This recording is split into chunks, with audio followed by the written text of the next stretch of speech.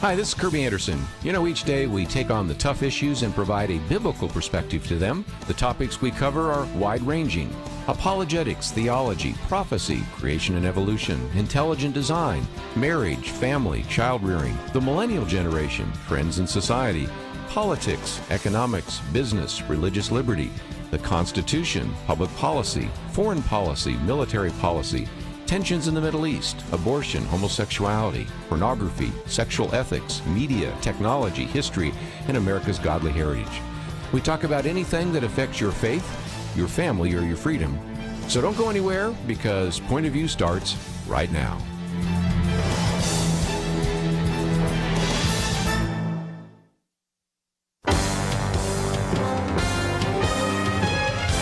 Across America, live. This is Point of View.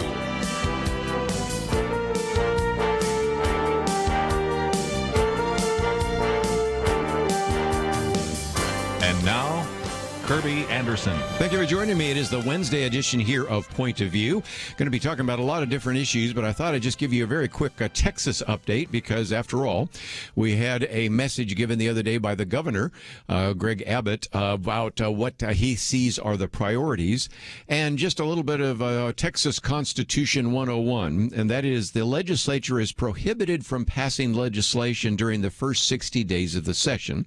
That's a time when a lot of these bills are filed, and also hearings take place, but you can't actually pass legislation except, and here's the exception, if there are certain emergencies. And interestingly enough, Governor Abbott did mention 5 emergencies. I'll just mention them. We'll probably get back to it on our Friday weekend edition.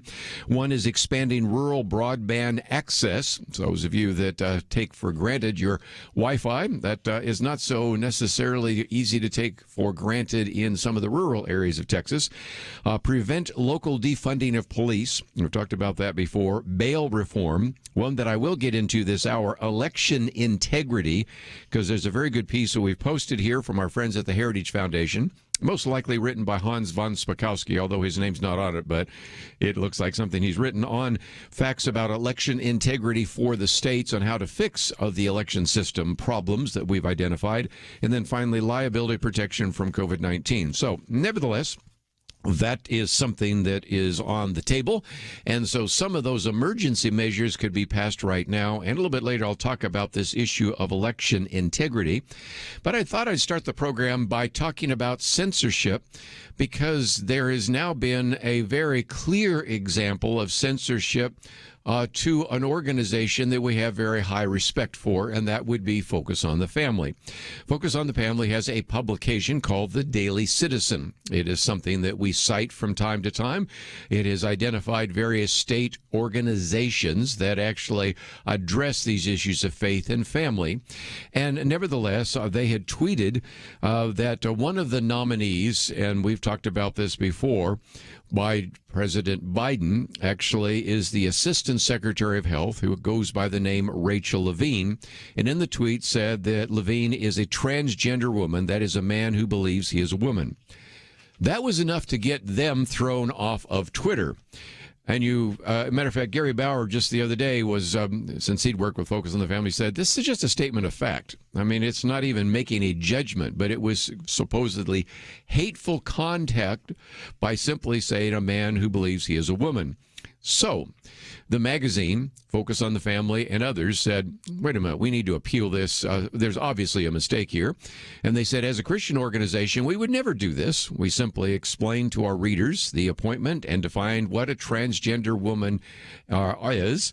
They're born male who believe they're a woman, regardless of whether they've had opposite sex hormones or surgeries. We believe Twitter's blocking of this tweet and lockdown of our account discriminates against Focus on the Family, the Daily Citizen, on the basis of religious affiliation. The ban was not overruled. Matter of fact, they completely rejected this idea. And in a minute, I might get into this very good piece written by our friend Jim Dennison about is censorship escalating among evangelicals, because he gives you some other examples. For example, Dr. Robert Gagnon, Dr. Robert George, who was on the program with us the other day, and a couple of others. And I think you could make a pretty clear and convincing case that censorship exists. And if you tried to make that case right now in the academic world, they would say you are wrong. Because this week, two researchers at NYU published a piece which has this as its title: False Accusation, the Unfounded Claim That Social Media Companies Censor Conservatives. They said it with a straight face, first of all. And I was going to get to read it, and then I saw a piece that Tucker Carlson did on it last night, and I realized there's really no there, because he pointed out that they make this claim that there is no actual censorship by social media of conservatives.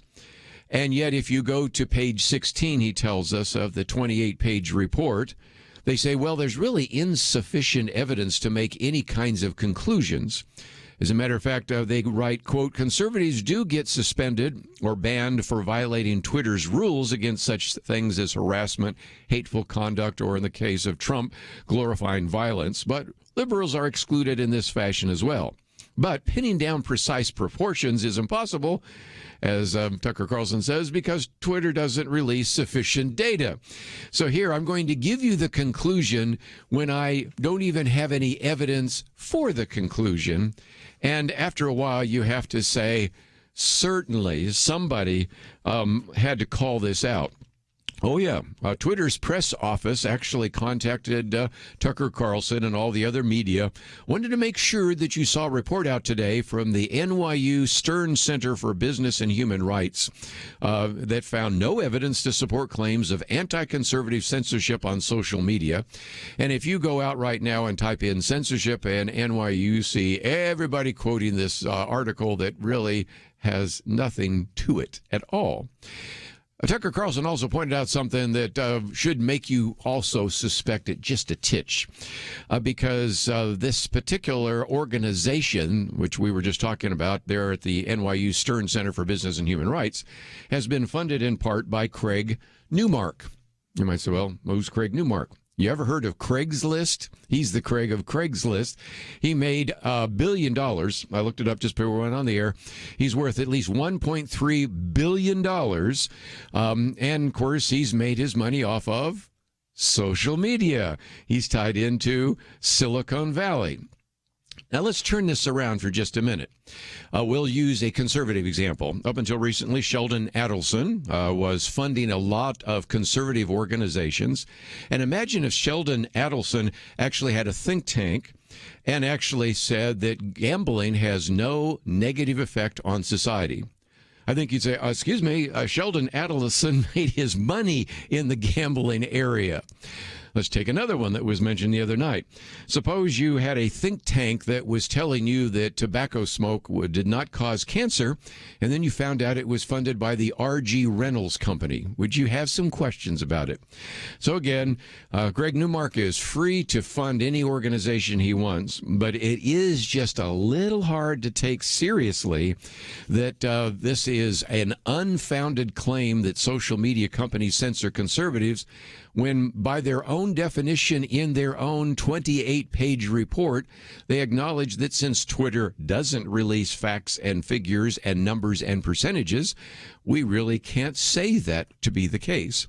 But they then assure us that the reason individuals get banned is because they're engaged in hate speech. So when we come back from the break, I want to talk about this a little bit, because our good friend Jim Dennison reminds us that just describing what a transgender woman is not hate speech. And I'll be the first to admit that some people go over the line and say some really awful things on Twitter. And so maybe they do get themselves suspended for those reasons. But we've got a lot of people that we respect, a lot of people that have very carefully crafted words and language, and they're getting thrown off as well. And yet we're just keep being told by these NYU researchers, no, it's just an illusion. There's no censorship of conservatives. I disagree, and I'll explain more right after this.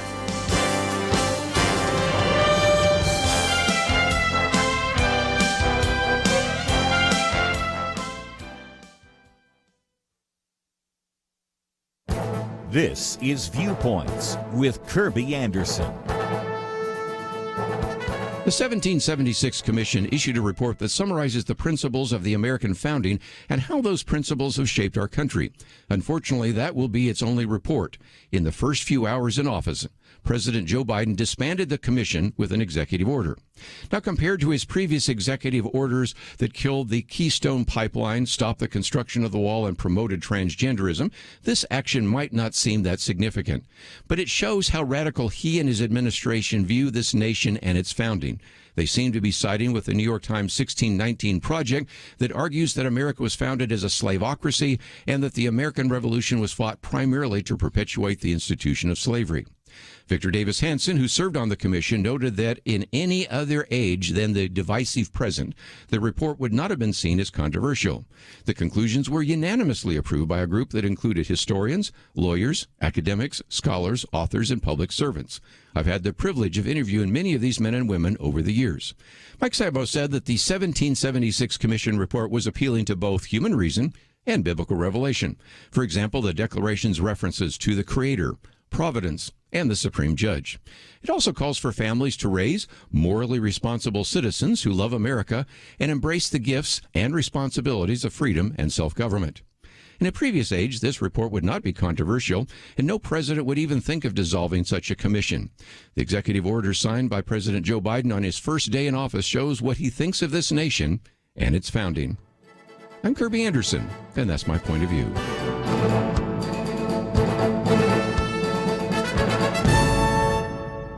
For a free copy of Kerby's booklet, A Biblical View on Loneliness, go to viewpoints.info/loneliness. That's viewpoints.info/loneliness.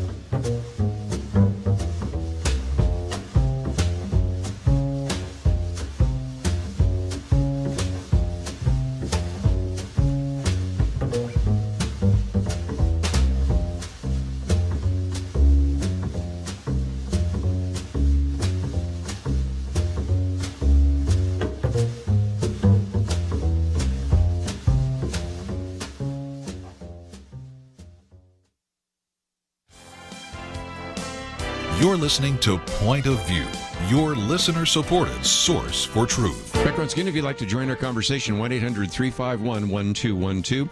I just thought for another minute or two I might read from Jim Dennison, who has talked about, is censorship escalating against evangelicals? 3 biblical responses.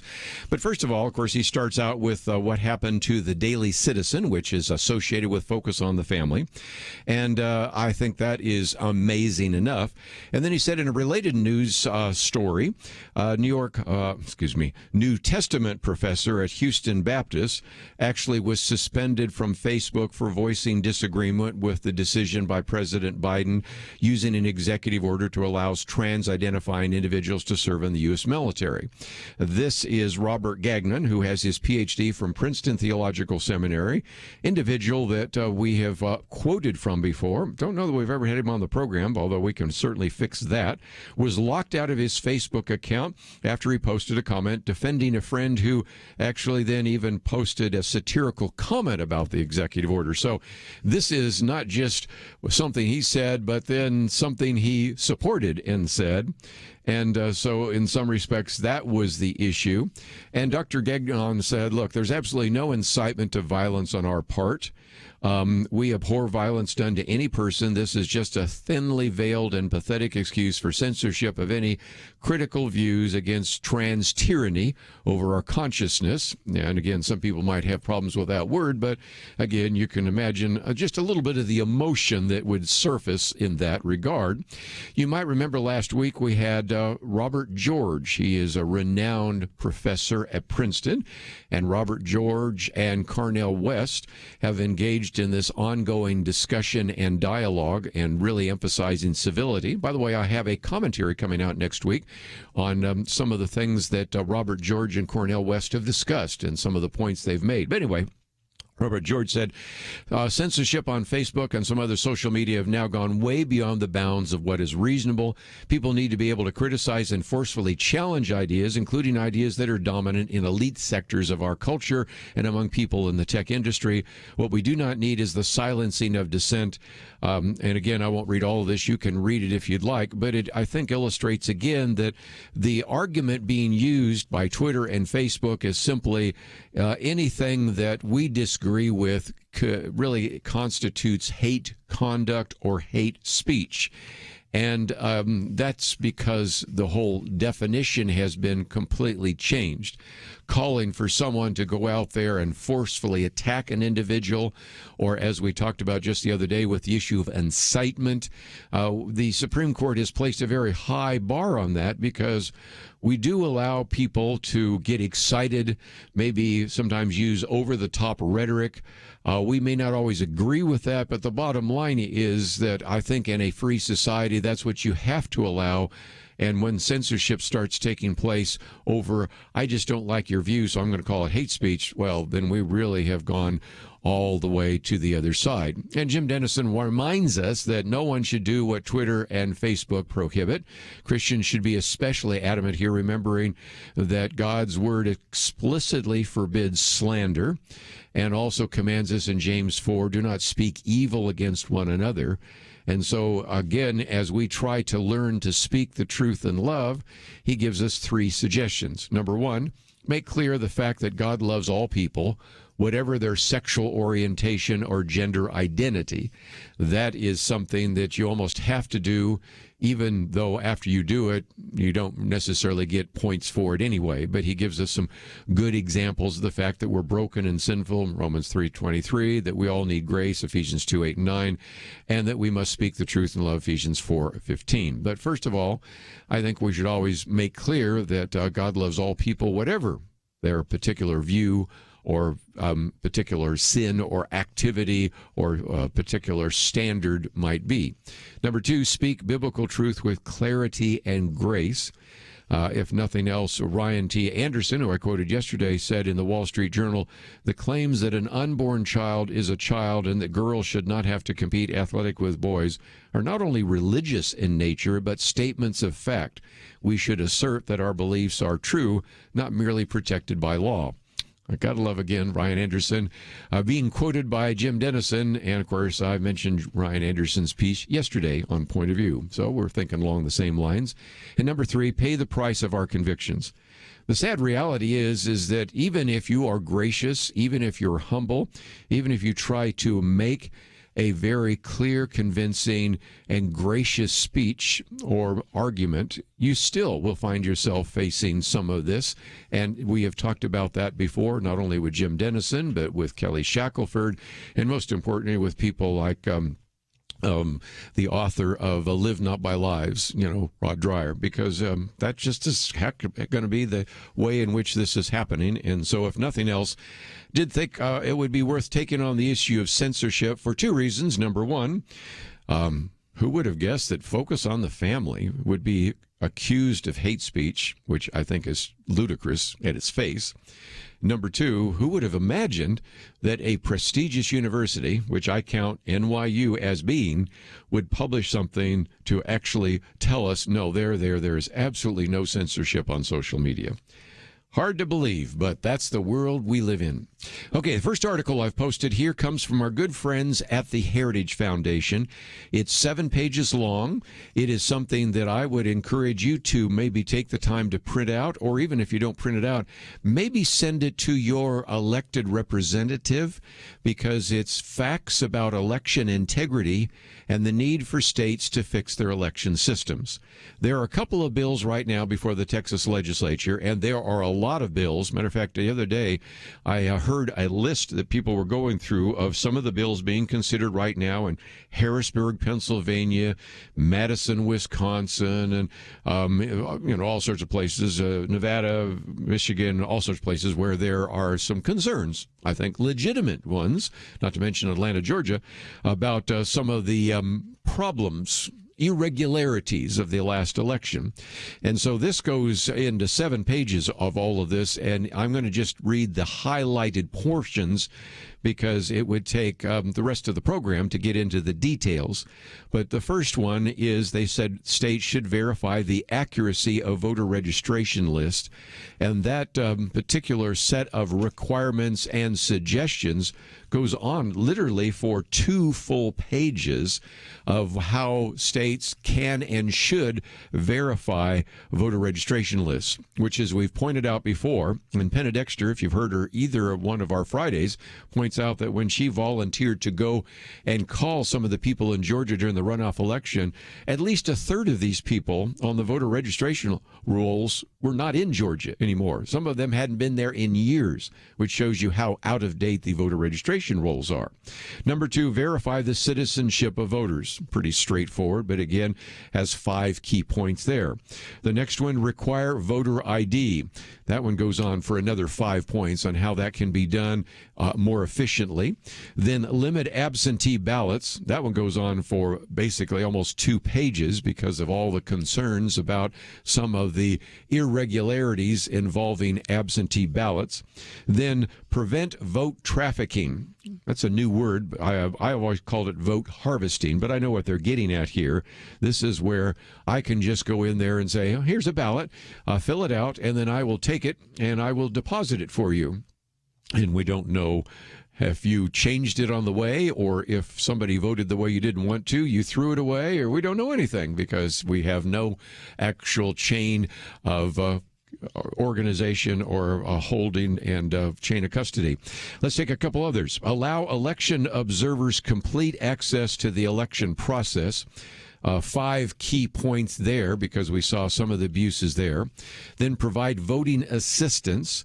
Any individuals providing assistance to a voter because the voter is illiterate, disabled, or otherwise requires assistance should be required to complete a form and provide information about that. And then we get into, after the election, counting the votes. Here's the first one. Prohibit early vote counting. That's one that they put there. Number 2, provide state legislators and legislatures with legal standing to challenge some of these issues that we've talked about before. And then finally, a couple at the end, no same-day registration, no automatic voter registration, no private funding of election officials and government agencies.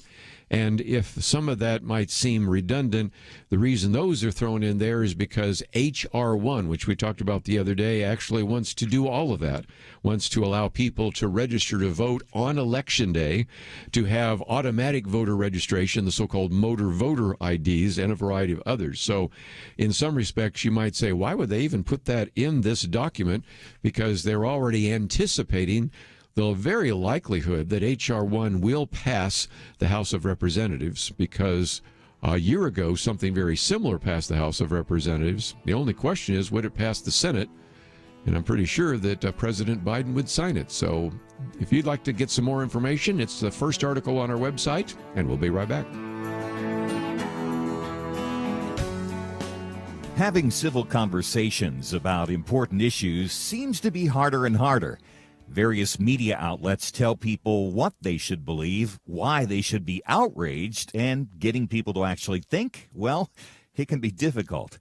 Whether it's the gospel, tax issues, social policy, or just about anything else, you need to have solid information and clear thinking to address the hard issues. You need God's truth applied. And that's what you get in less than 2 minutes with Point of View's Viewpoints Commentary, a daily resource to help you be informed and think through the things we need to be talking about. It is free and will arrive in your inbox each day when you visit pointofview.net/signup.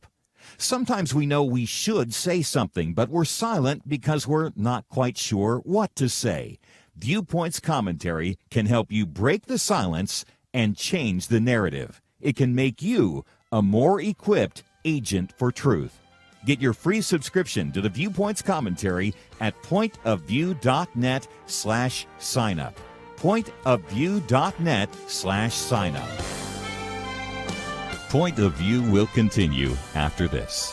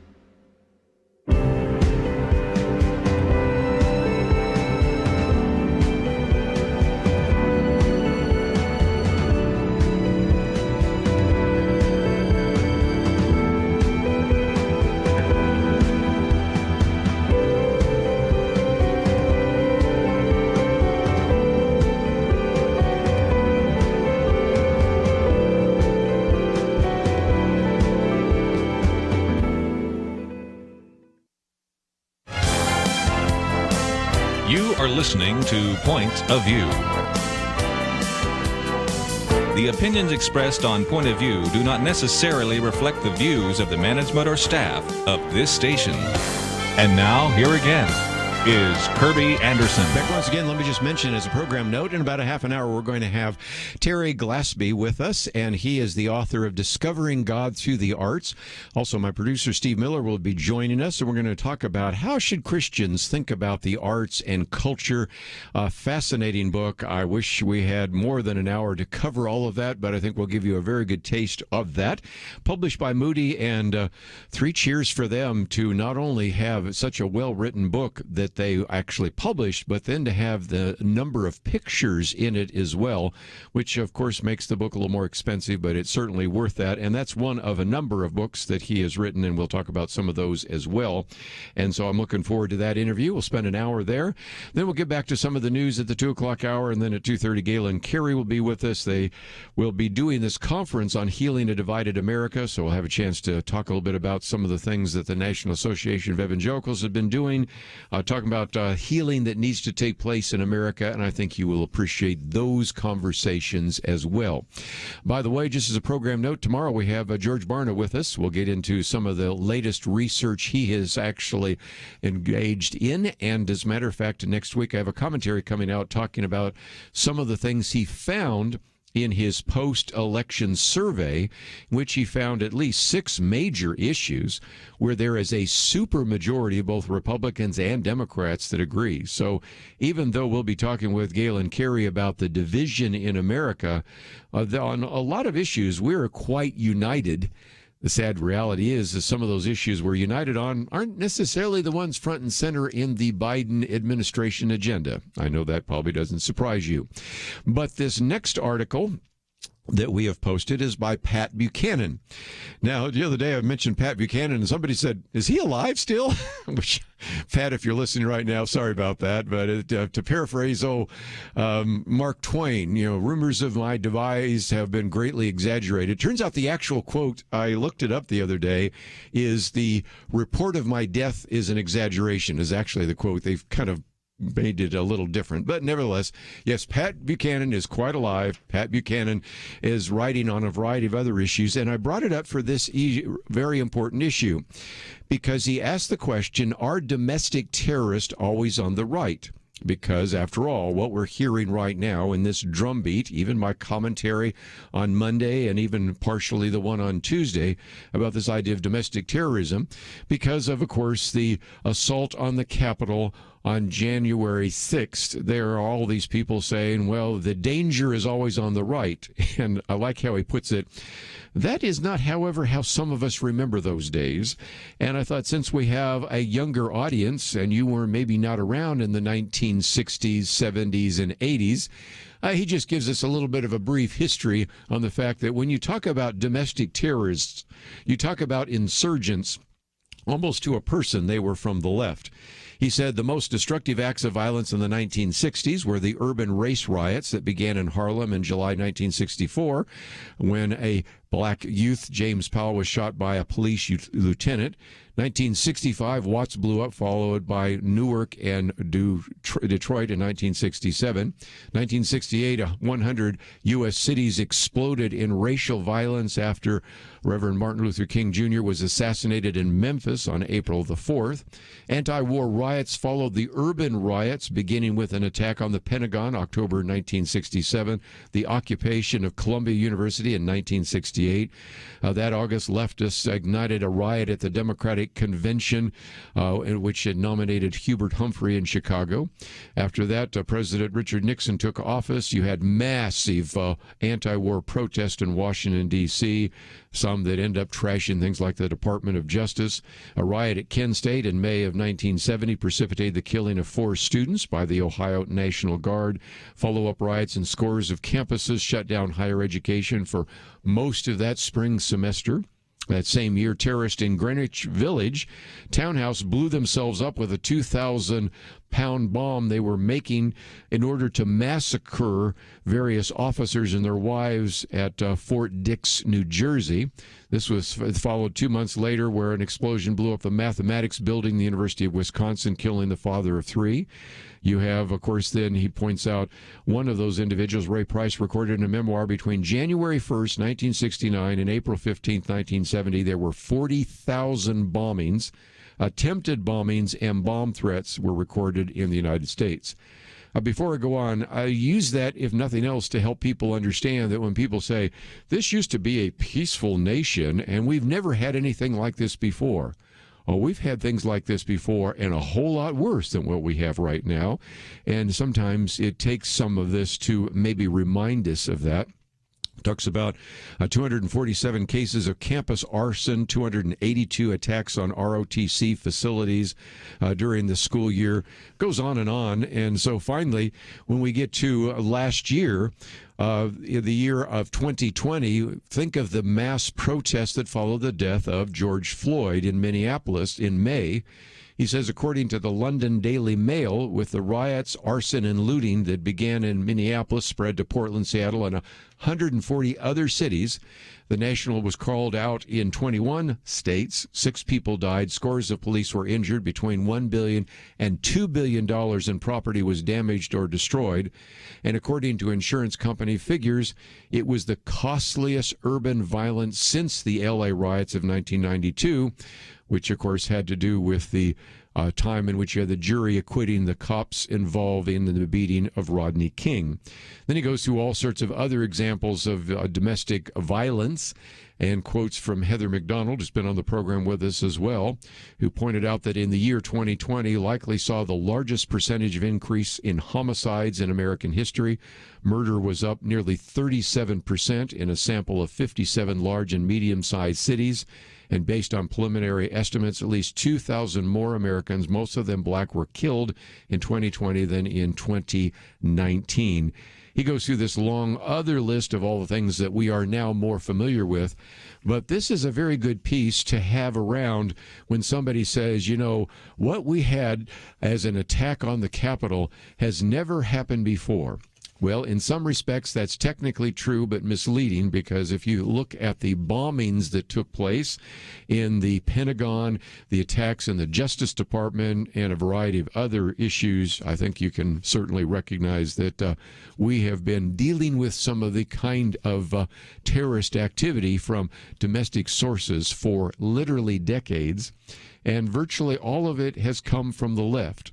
And if you want to say that the attack on the Capitol is from the right, although some of those weird QAnons up there and all the rest, I'm not sure how much they qualify as even individuals that are necessarily all MAGA supporters, but nevertheless, okay. But it just is a helpful reminder of our history, a really sad history.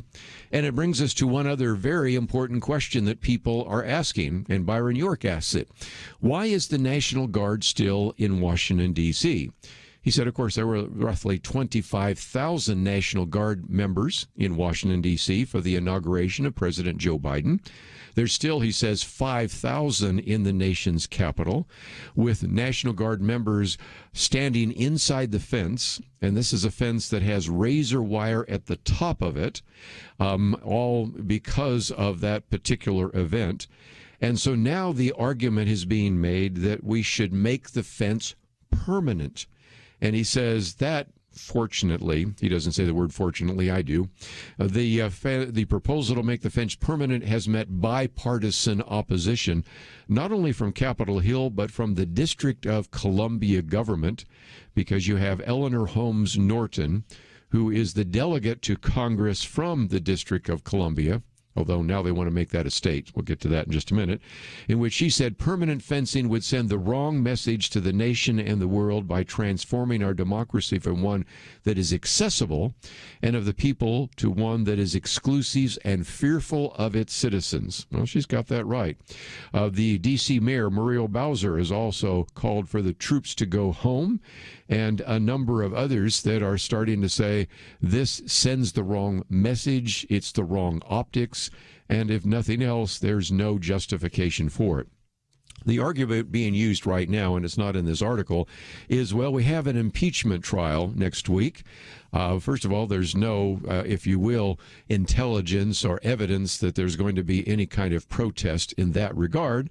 But even if there is, do we need 5,000 National Guard troops in addition to all the Capitol Police, D.C. Police, and everything else? And I think it, again, is, an attempt to be a show of force. But again, it is not something that looks well, or even in some respects makes any great sense. So again, if you are concerned that there are domestic terrorists, recognize where many of those have actually been engaged in any kind of destruction of property. Most of that's been outside of Washington, D.C. And if you think we need the National Guard, well, all right. Do we need 5,000 troops? I doubt it. Let's take a break. We've got a lot more to cover, and we will do so right after this.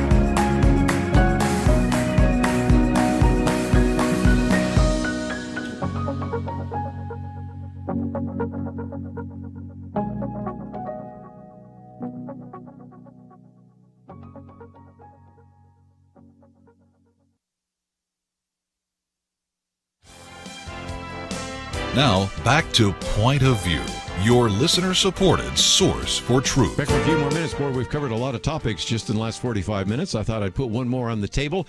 Then we're going to spend an entire hour talking about the arts. How should Christians think about the arts, and how are arts and culture all tied together? I'm really looking forward to this conversation with Terry Glaspey and Steve Miller, so it's going to be a lot of fun. And so we'll get him in studio, we'll get Terry by phone, and we'll talk about not only this book, Discovering God Through the Arts, but might mention some of the others that he's written, and certainly certainly encourage you to find out a little bit more about him. But let me, if I can, just before we take a break, talk about this issue of populism. I might even do a commentary on that. Michael Brendan Doherty calls it the end of populism. Don't bet on it. Now, you might say, okay, what is populism? I'm going to use a very simple definition because I'm a very simple man. That is, populism surfaces when ordinary people feel disregarded by an elite group.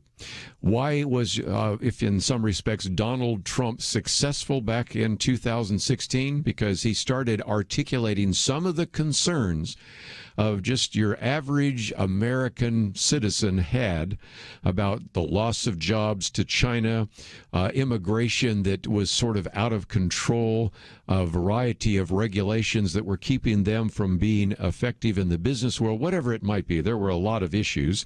And I think he rode that populist wave. And, of course, what Michael Brennan Doherty's saying is it hasn't gone away.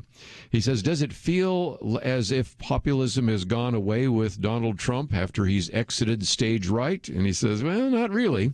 He says the latest revolt is people day trading stocks and posting to Reddit. They are betting strongly against Wall Street short sellers. We've talked about this before, therefore forcing hedge funds into ruinous expensive margin calls, you think?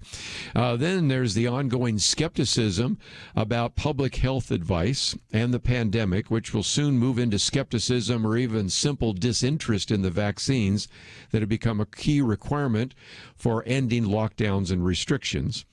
He doesn't say this, but you could add a few others, not just the list of skepticism, public health advice, but the skepticism about the fact that we had the lockdowns, which seemed to be rules that applied to everyone except the people that actually initiated the lockdowns. We've talked on this program before about people that said, the game seems kind of rigged here.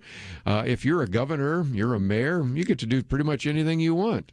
Of course, you also have another one we just mentioned, and that is, of course, President Donald Trump, then even candidate Donald Trump before that, said that he thought the election was rigged. And so you've got a lot of people right now that are kind of feeling like some of this is rigged. And there's two sets of rules, one for the general public and a different set of rules for the elite, and that the elite are not necessarily listening to us.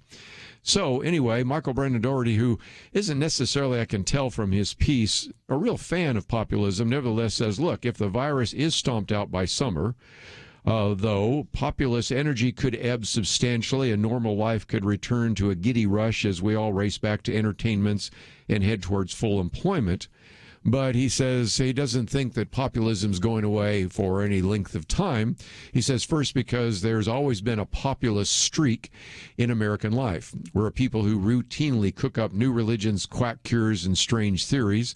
And so, again, you can see he's not a real fan of it, but nevertheless, he recognizes that how sometimes just because some educated elite tells you that that's the case, sometimes we need to check it out for ourselves.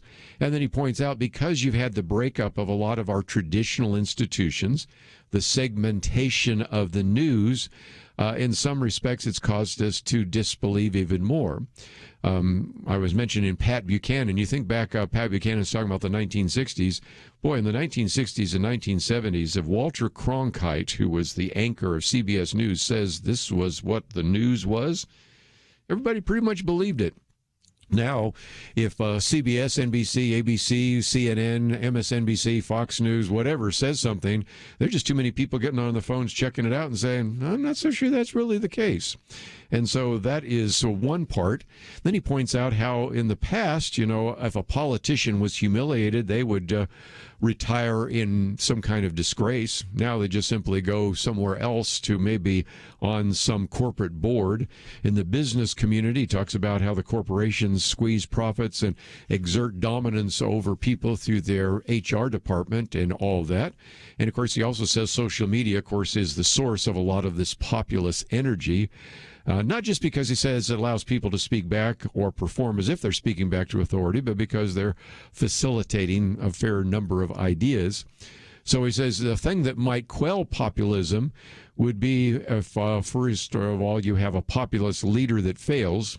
Well, maybe some people think that was the testimony of Donald Trump, but before we had the pandemic, we did have a blowing economy.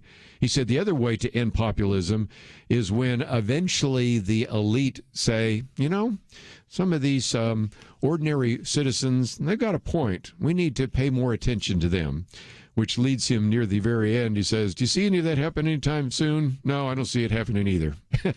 And a good way to close is to recognize that one of the biggest gaffes that has actually come to the vice president so far, Kamala Harris, is when she decided to go into West Virginia just the other day, went to a news station and spent some time talking about the state's coal industry and essentially said that they would probably not actually continue because this green energy initiative by their administration would probably kill that. And so they're going to have to find jobs to reclaim abandoned landmines. Well, she probably meant not land mines, but mined lands. I don't think there are too many landmines there. But a lot of people said, no, the biggest gaffe wasn't abandoned landmines. The biggest gaffe was the fact that she was there, in a sense, trying to pressure the senator from West Virginia. That would be Joe Manchin. And it was kind of like get in line with President Biden's $1.9 trillion American Rescue Plan or pay the price. But even then, it was also this, what they called condescending elitism. The suggestions that she had that miners' jobs were dispensable because we know what's best for them. Worst of all, it was this overly simplistic, as one person said, idealistic and completely impractical claim that miners' jobs eliminated by government mandates could easily translate into other kind of union jobs, making, solar panels. And it reminded a lot of people of when Joe Biden a year ago was told a group of workers in New Hampshire that, anyone can go down 3,000 feet in a mine. And if they can certainly go down to a mine, they can certainly learn to program computers. And that just didn't work out very well at all.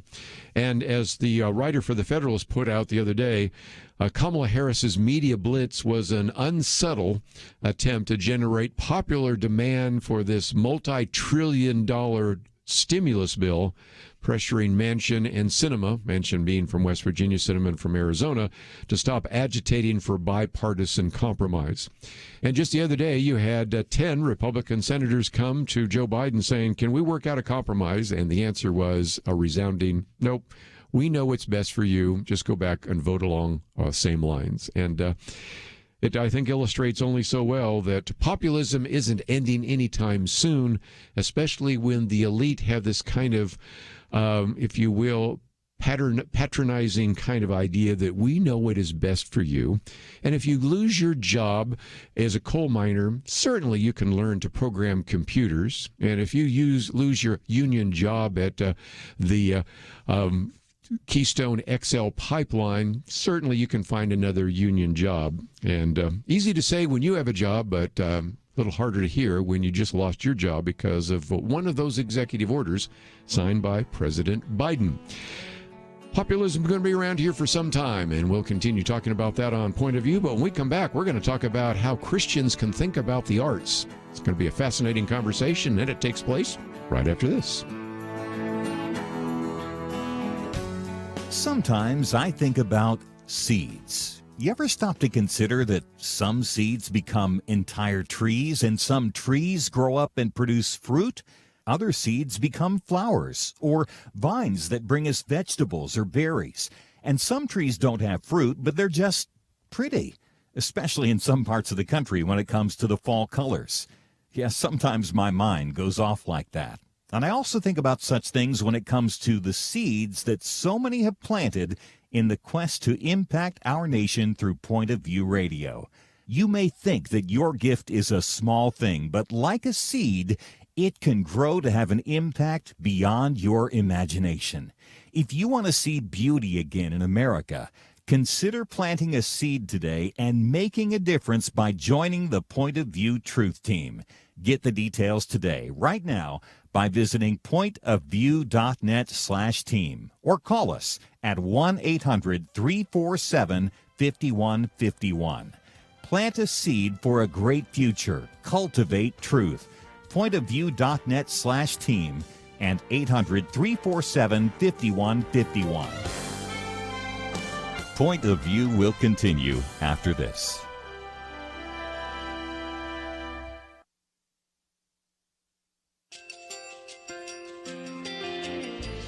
I just want to thank you so much for all the wonderful programming you have. You're just absolutely fantastic. I recently started listening to Point of View, and I really found it interesting because of the different subjects you cover. Thank you for that. I really appreciate everything that you do in keeping us informed. Thank you, Kerby, for everything that you have been doing. I appreciate all the work that you're doing, advocating for the Word of God. Thank you so much.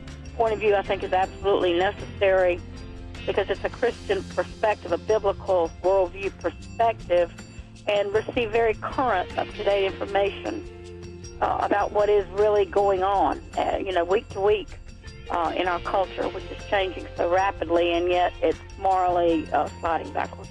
Yeah, I'm just, first of all, I thank you guys. Y'all's program is wonderful, and enjoy it every day. I learn so much every time I listen to it. Point of View Radio Talk Show.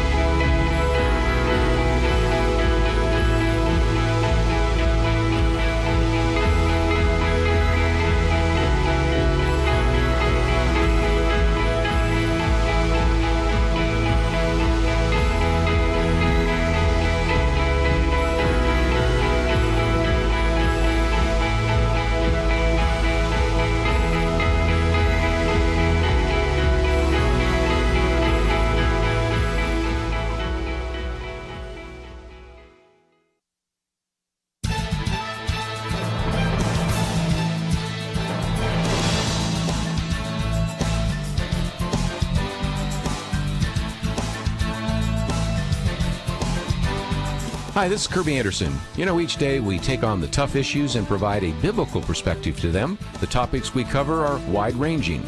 Apologetics, theology, prophecy, creation and evolution, intelligent design, marriage, family, child-rearing, the millennial generation, friends and society, politics, economics, business, religious liberty, the Constitution, public policy, foreign policy, military policy, tensions in the Middle East, abortion, homosexuality, pornography, sexual ethics, media, technology, history, and America's godly heritage.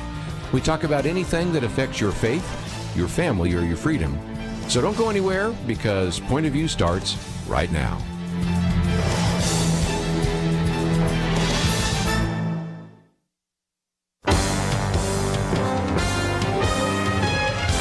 Across America, live. This is Point of View.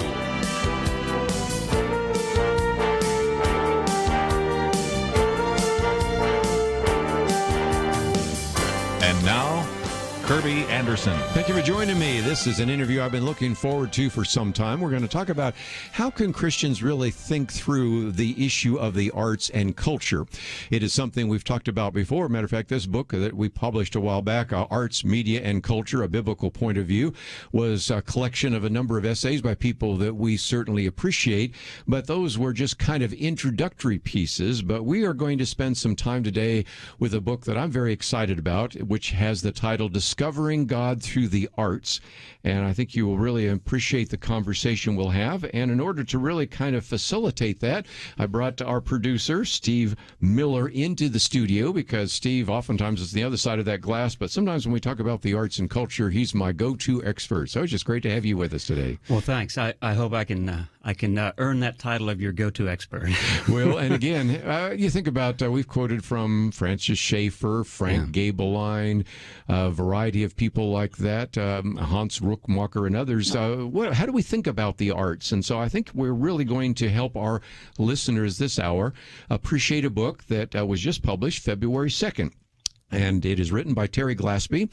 He is a writer, editor, creative mentor, individual that has a master's degree in history from the University of Oregon, and known for a couple of books, The Spiritual Legacy of C.S. Lewis, The Prayers of Jane Austen. Of course, we're going to be talking about this book, Discovering God Through the Arts, and another one, which we'll mention as well, 75 Masterpieces Every Christian Should Know. And so, Terry, thank you for joining us today here on Point of View.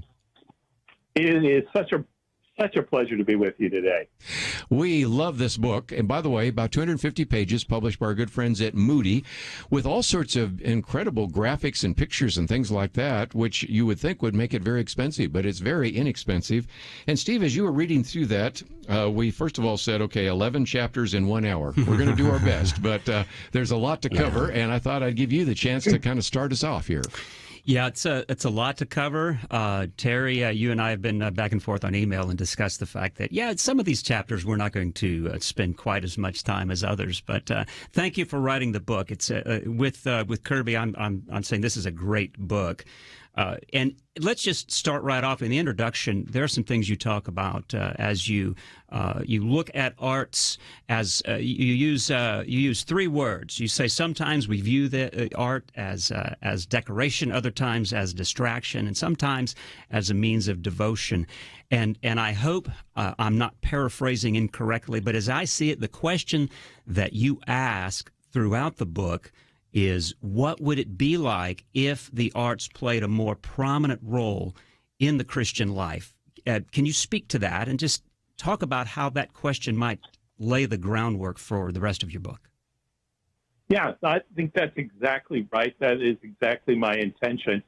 When we think about spiritual disciplines, the things that we do to enrich our spiritual lives, we usually think about things like prayer, reading the scriptures, attending worship service, going out and ministering to the poor. There's lots and lots of different ways. What we might call them is tools in our toolkit for drawing closer to God, right? Mm-hmm. And the thing that I have found in my own life is that one of the most powerful tools for me has been spending time with great art and literature and music and film.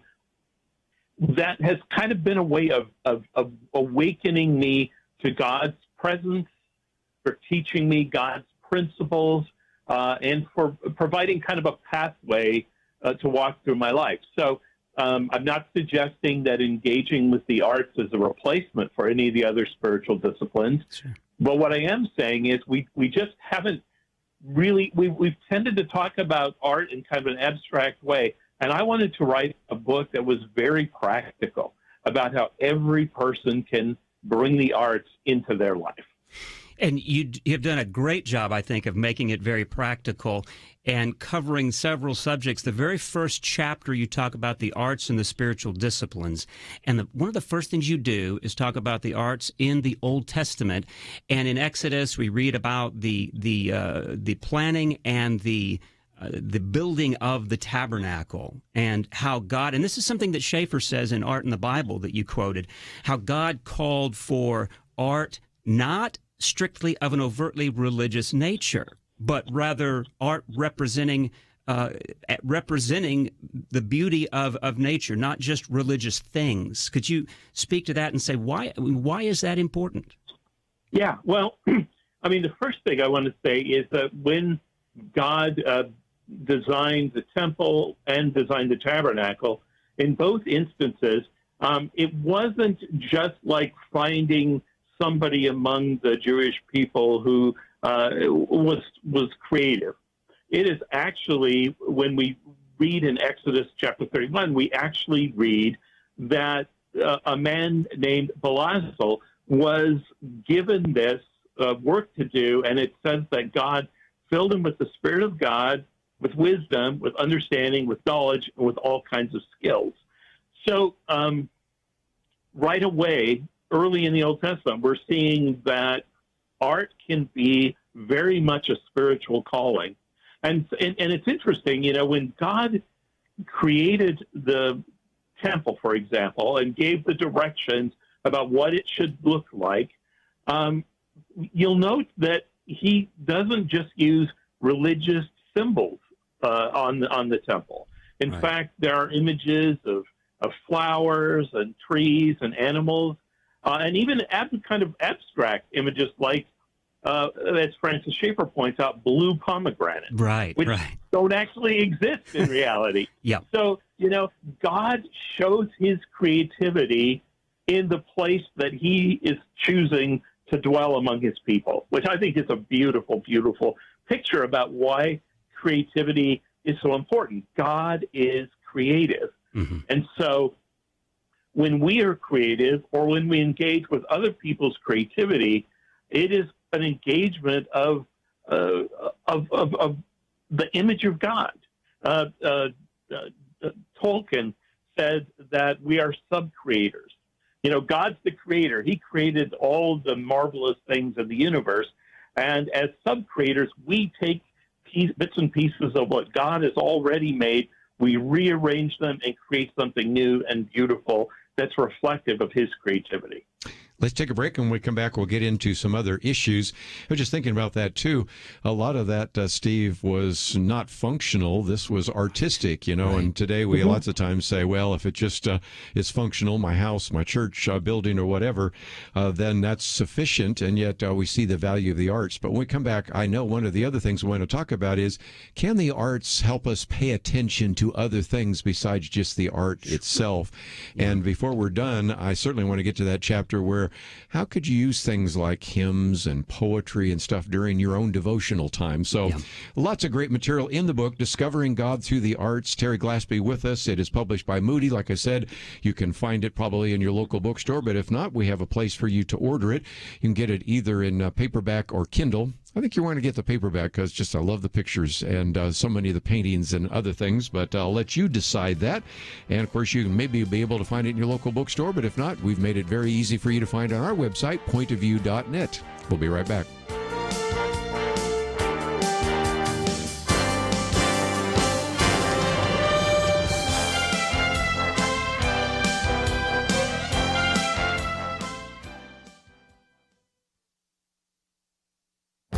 This is Viewpoints with Kerby Anderson. The 1776 Commission issued a report that summarizes the principles of the American founding and how those principles have shaped our country. Unfortunately, that will be its only report. In the first few hours in office, President Joe Biden disbanded the commission with an executive order. Now, compared to his previous executive orders that killed the Keystone Pipeline, stopped the construction of the wall, and promoted transgenderism, this action might not seem that significant. But it shows how radical he and his administration view this nation and its founding. They seem to be siding with the New York Times 1619 Project that argues that America was founded as a slaveocracy and that the American Revolution was fought primarily to perpetuate the institution of slavery. Victor Davis Hanson, who served on the commission, noted that in any other age than the divisive present, the report would not have been seen as controversial. The conclusions were unanimously approved by a group that included historians, lawyers, academics, scholars, authors, and public servants. I've had the privilege of interviewing many of these men and women over the years. Mike Sabo said that the 1776 Commission report was appealing to both human reason and biblical revelation. For example, the Declaration's references to the Creator, Providence, and the Supreme Judge. It also calls for families to raise morally responsible citizens who love America and embrace the gifts and responsibilities of freedom and self-government. In a previous age, this report would not be controversial, and no president would even think of dissolving such a commission. The executive order signed by President Joe Biden on his first day in office shows what he thinks of this nation and its founding. I'm Kerby Anderson, and that's my point of view.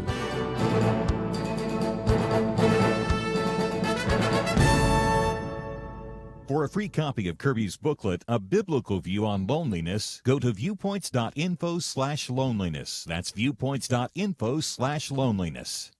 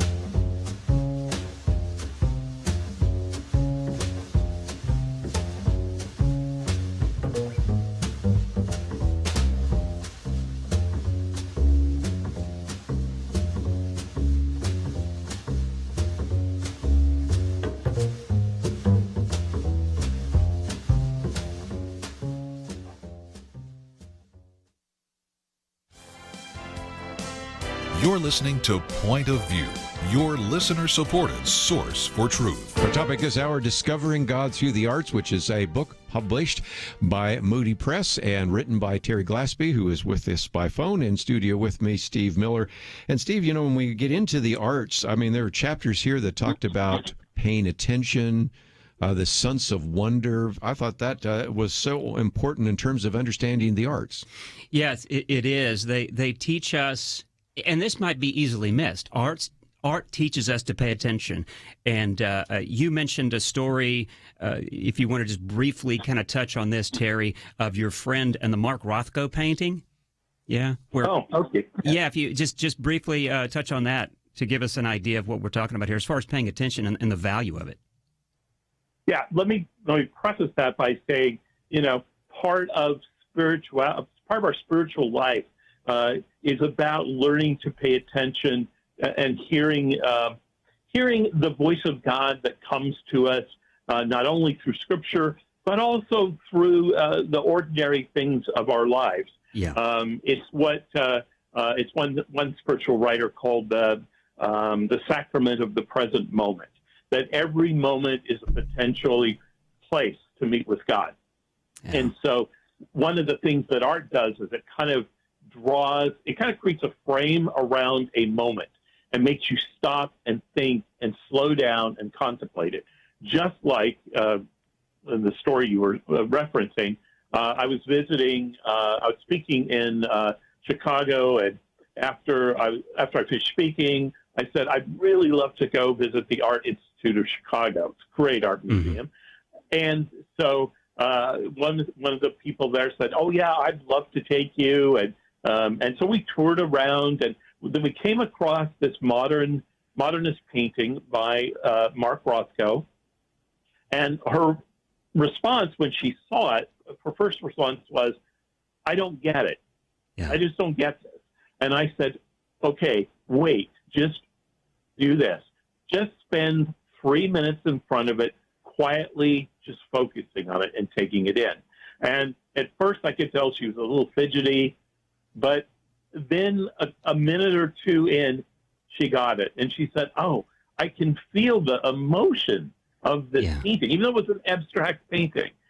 And so it's like everywhere around us, there are these opportunities for us to stop, look, listen, and learn. Because God is always speaking both through his word, but also through his creative world. And I think that this carries over into other areas. I know you would agree. When I was at DTS, I had the privilege of sitting under Howard Hendricks. And the three words he always used in his course on Bible study methods and hermeneutics is observation, interpretation, application. And we spent a great deal of time on observation. I mean, to the point where you would observe 25 particular different things about one verse, for instance. Yes. And I think in the arts, we are at times, I mean, we may see a painting and immediately admire the beauty, or as with the Rothko, we need to take some time to do it. And I think that also helps us realize this wonder that a child naturally has, that you write about in chapter 3. And just the fact that we are sitting in awe of God's creation. I read an op-ed years ago by a guy named David Edwards, and he talked about the fact that art is always for someone's sake. He says, I'm not advocating art for art's sake. It's always for someone's sake, even if it's just the artist. He said, but when we have this overly pragmatic view and we look at, for instance, a Vermont autumn and say, that's nice, but what does it do? I mean, it misses the point. So speak briefly about why is it good for us just to have a sense of wonder? Well, I think the thing is as children, we are born with a natural tendency toward wonder. I mean, I remember going to visit my grandma, and we'd have lunch, and we'd take our sandwiches out onto the back porch, and there were lots of little ants around, and we would start feeding the ants little pieces of bread. And I thought about how fascinated I could sit there as a child for the longest time watching these ants. Well, as we get older, we learn to become more impatient. And as you said, we become pragmatic. We kind of jump right over observation because it's like, oh, yeah, I've already seen that before, to application. Same way we actually tend to read the Bible sometimes.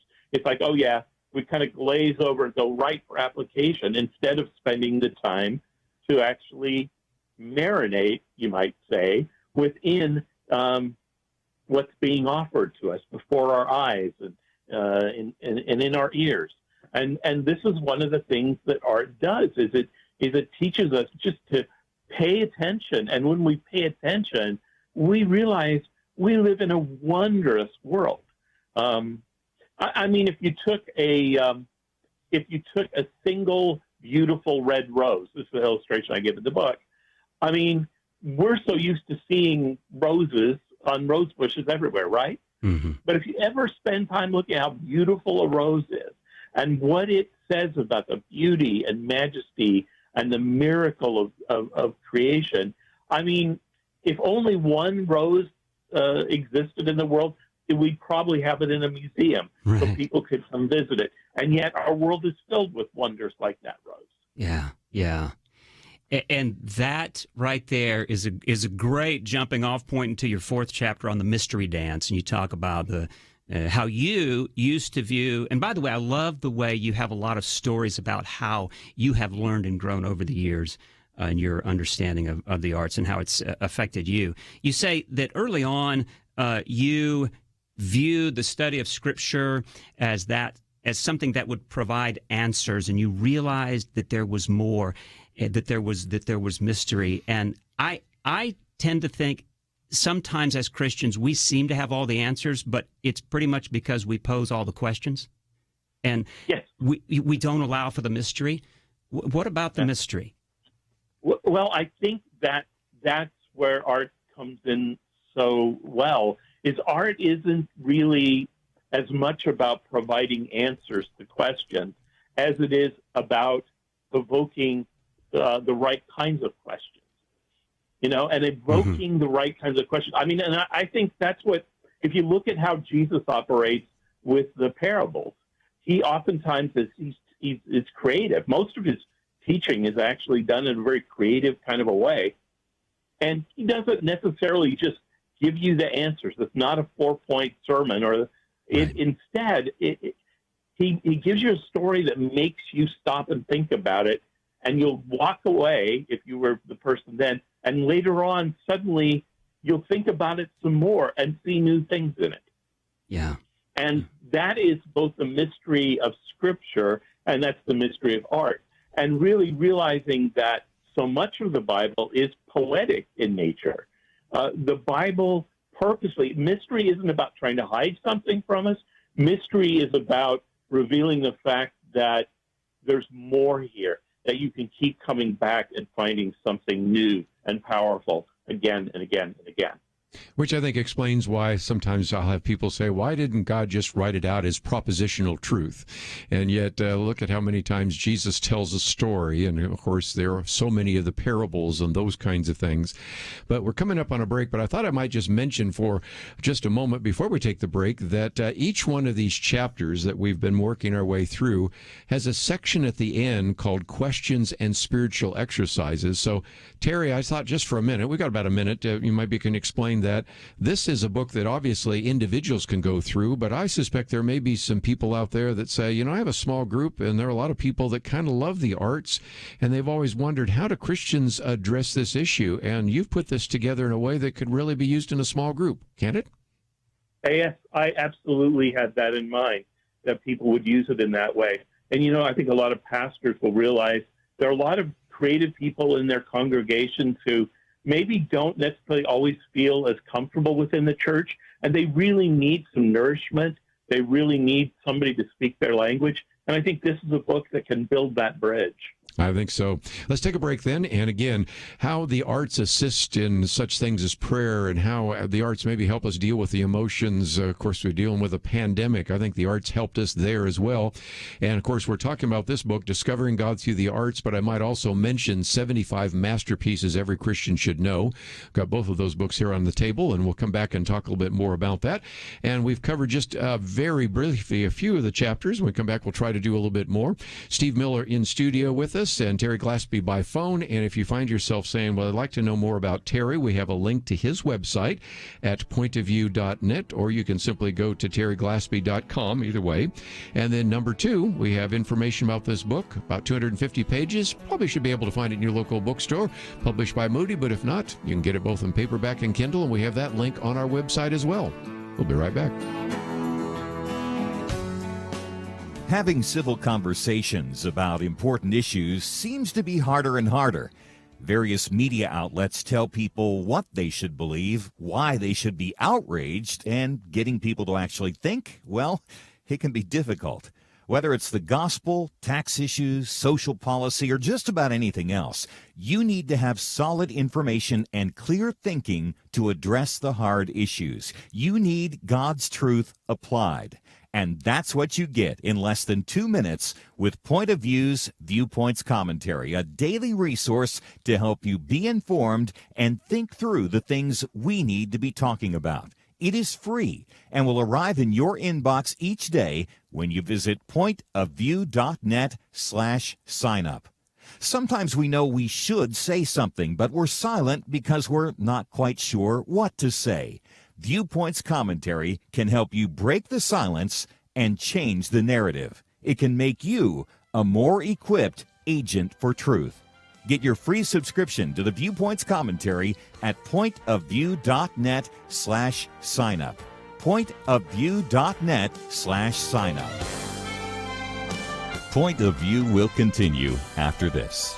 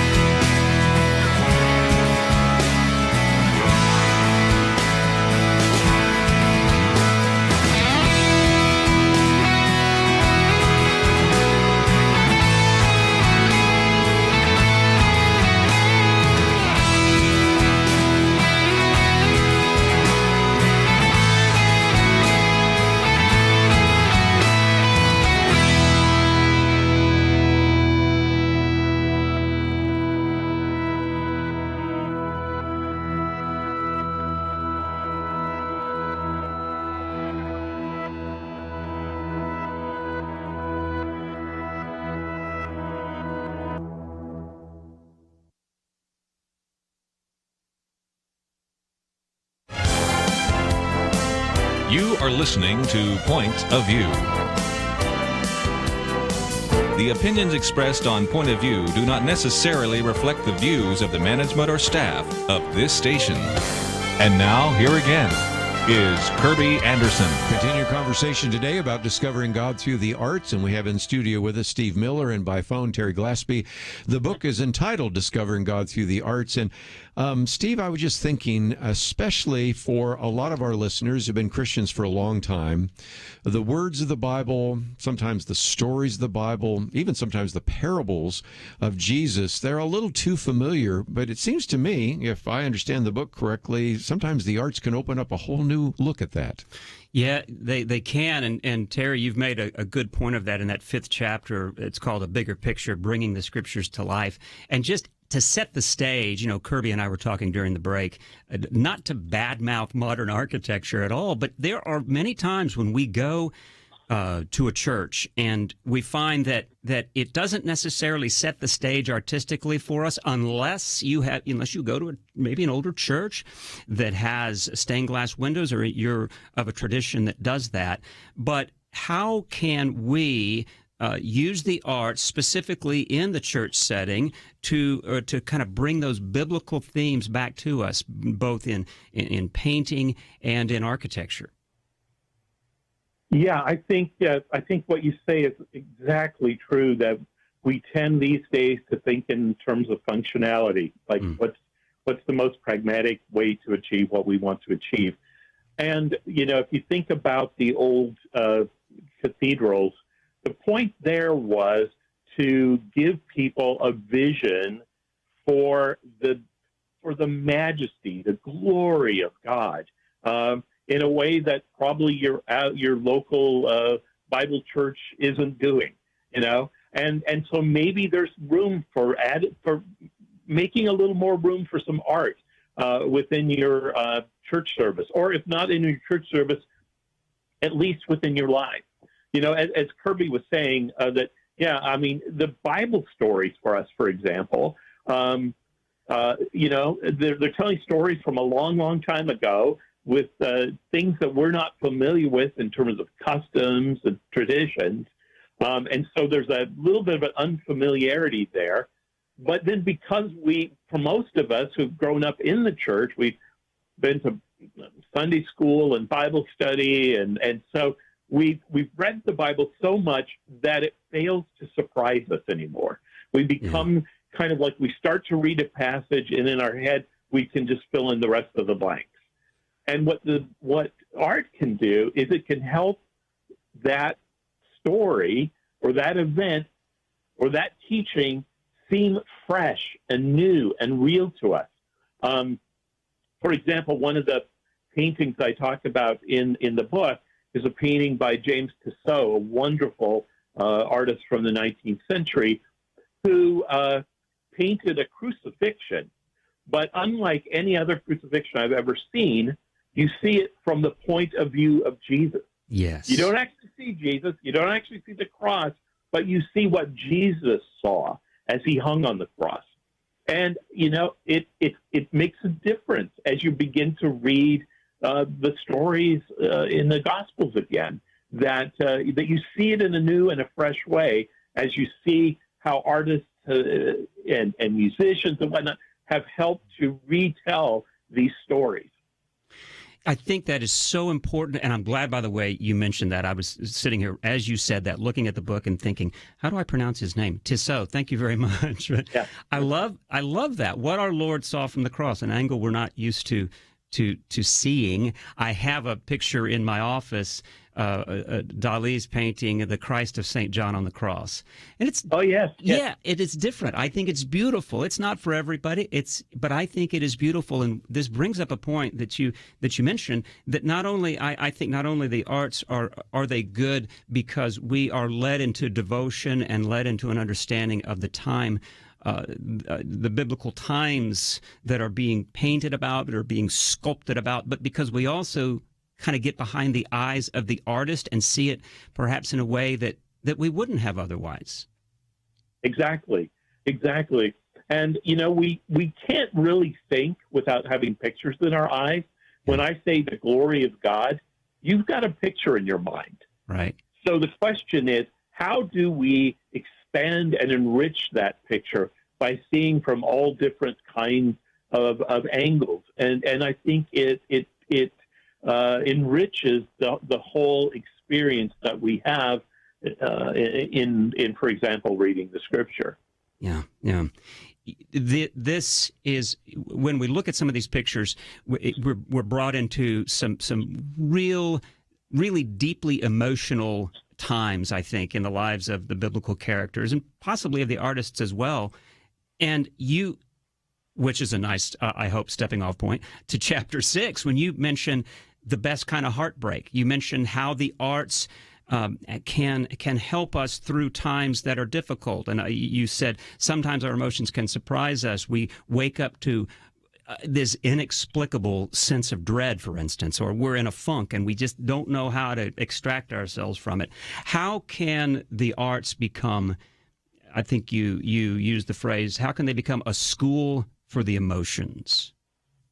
Well, that has been very much my experience, that in the times in my life when I've most needed healing from depression or I'm struggling with feeling down or whatnot, that oftentimes my best solution is to listen to a piece of music, whether it be a praise song or a piece by Bach, Yeah. And everyone's going to find different things that bring that sort of emotional healing to them.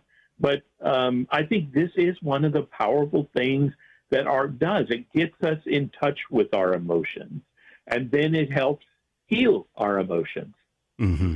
And you mentioned a quote by Fyodor Dostoevsky, who suggested that beauty is the battlefield where God and Satan contend with each other for the human heart. I love that. And me too. Yeah. And so for you, there are times when art has a distinctly, like almost a visceral effect, wouldn't you say? Oh, yes, definitely. Art changes the heart and art changes the mind. I think we sometimes underestimate how powerful art is. I mean, a lot of times as evangelical Christians, we're concerned with politics, which we should be. But we oftentimes forget that politics isn't the only way to change things, to change situations, to change human hearts. Yeah. And sometimes policies can only change when human hearts are changed. And so art has that powerful ability to change the heart and the mind and to heal and soothe the soul at the same time as it draws us closer to God and helps us to better understand ourselves and to better understand other people. I think that is very well stated, and also allows us to see what you're talking about in the chapter 10 about quiet places, how we use hymns or poetry during our devotions. We don't have a lot of time in this segment to get into it, but if you could just kind of briefly set that up and we can revisit that, the settling effect that art can have in hymns or poetry. And you touched on that, but just briefly go into that a little bit more, and then we'll come back to it. Yeah. I'll just say two quick things. One is that I think art in the form of like music and poetry and visual art can be like an invitation to prayer. It can help us transition from all our stress and chaos of our mind and our thoughts into really focusing. It teaches us to focus.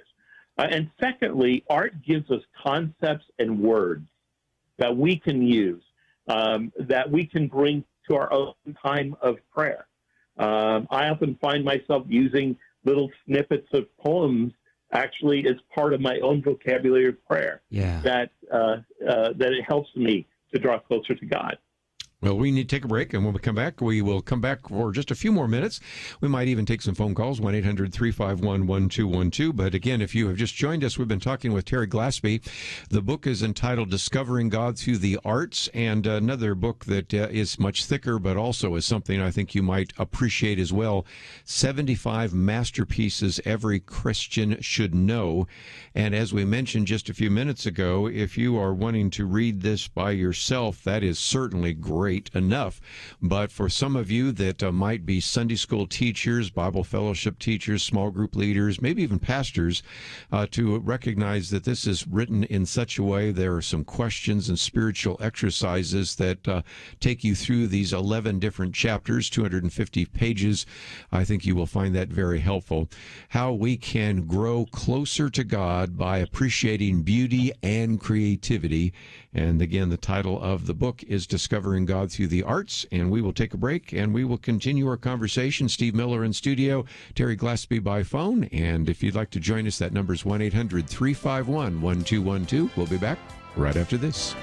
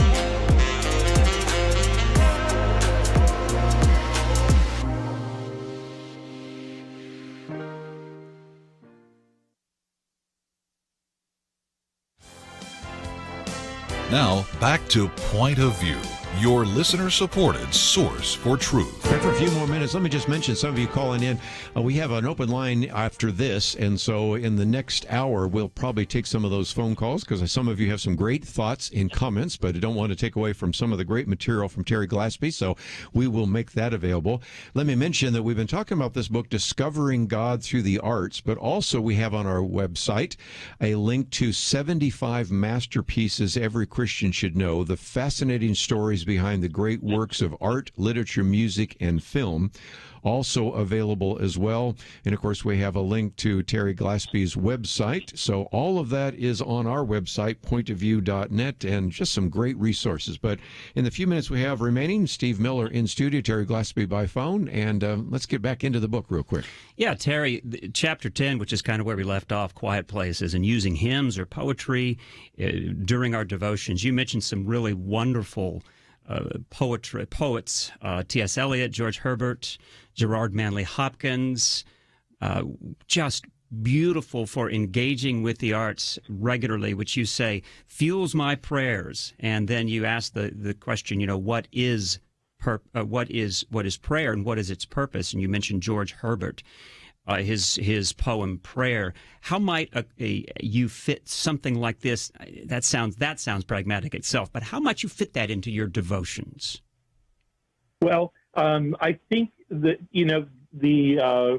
the ancient Christian writers talked about a practice they called Lectio Divina, which was a way that you read the scriptures, where you would read slowly, line by line, phrase by phrase, word by word, and you'd just stop after every couple words, and you'd turn that into prayer. So you could spend, 20 minutes on just a couple Bible verses. Well, I think that same kind of practice works with prayer, where we actually take, and of course, not every poem works for this, but there are a lot of poems that it does work, where you read a line and then you pray. You pray that line. You pray the questions that line raises within you.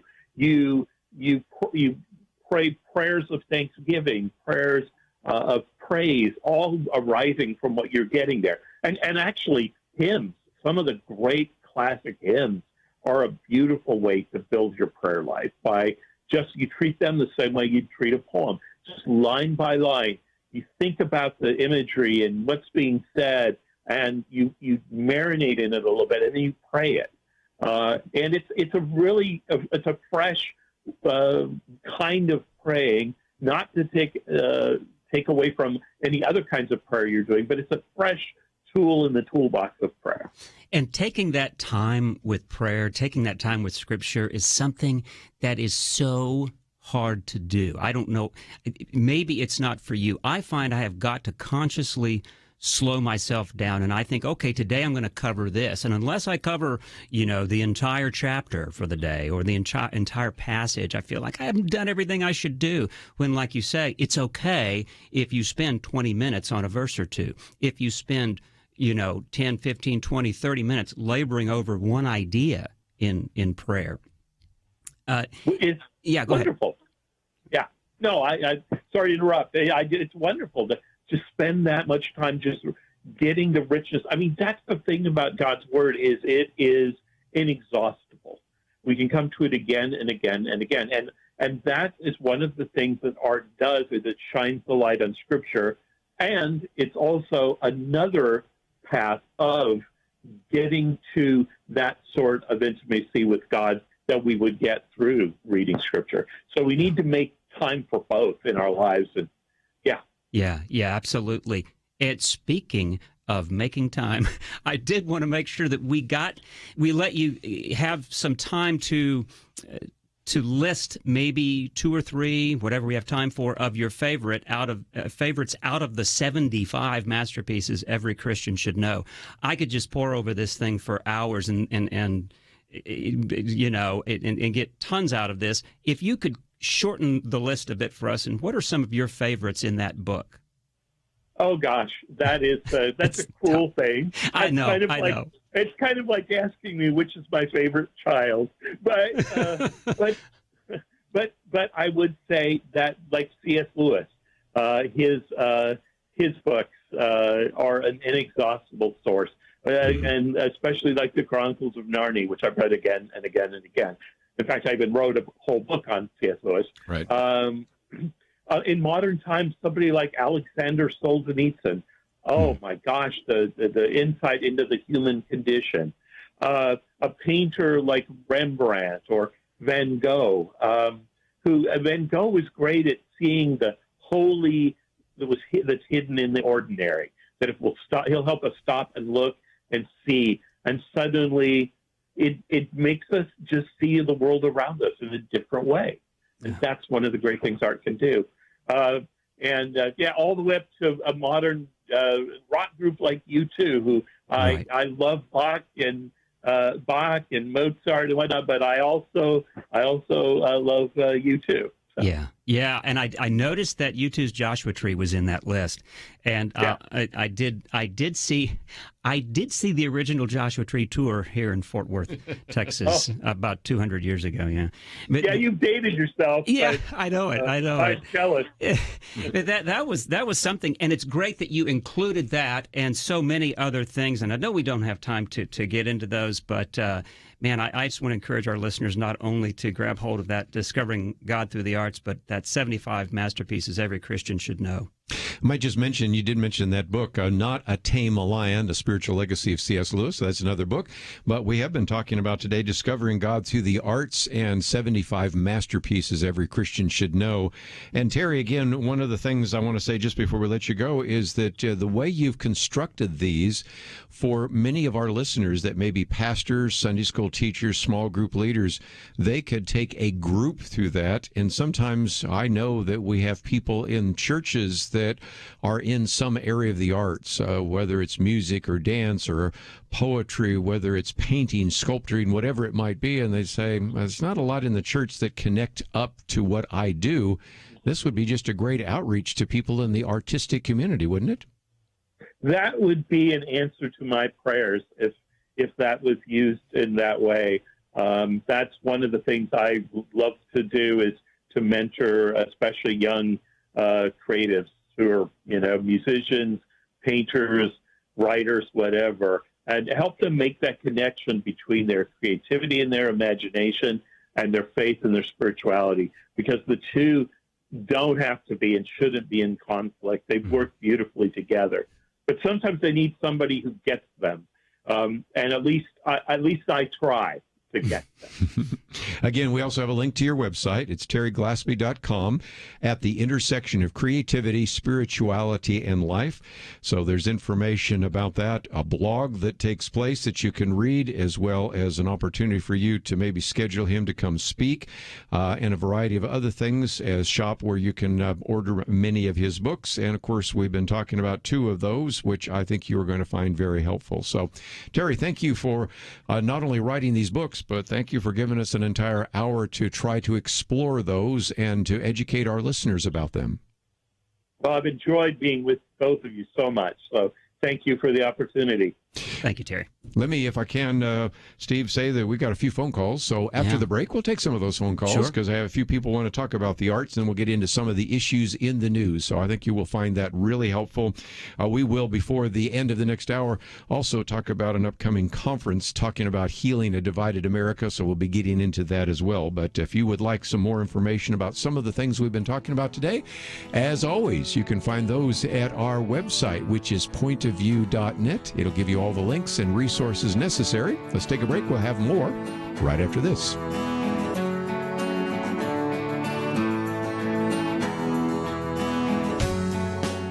We live in a digital generation. Point of View is reaching this often overly plugged-in generation with truth. You can keep up with us 24 hours a day using your phone, your tablet, your laptop, or your desktop. Search for the Point of View Radio Talk Show on Facebook, where you can keep up with today's issues, learn about current and upcoming guests by liking us on Facebook. Also, follow us on Twitter. Our handle is @PointOfViewRTS. That stands for Point of View Radio Talk Show. Learn, interact, make a difference with Point of View using new media. And here's one way you can make a big difference.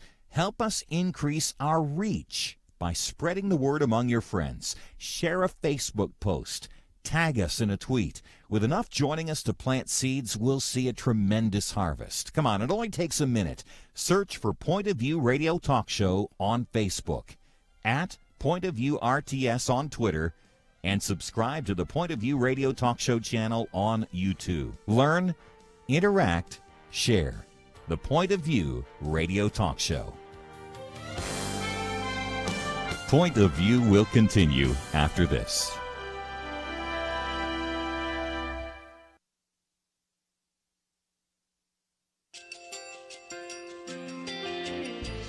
I just want to thank you so much for all the wonderful programming you have. You're just absolutely fantastic. I recently started listening to Point of View, and I really found it interesting because of the different subjects you cover. Thank you for that. I really appreciate everything that you do in keeping us informed. Thank you, Kerby, for everything that you have been doing. I appreciate all the work that you're doing, advocating for the Word of God. Thank you so much. Point of view, I think, is absolutely necessary because it's a Christian perspective, a biblical worldview perspective, and receive very current, up-to-date information about what is really going on, week to week in our culture, which is changing so rapidly, and yet it's morally sliding backwards. Yeah, I'm just, first of all, I thank you guys. Y'all's program is wonderful, and enjoy it every day. I learn so much every time I listen to it. Point of View Radio Talk Show.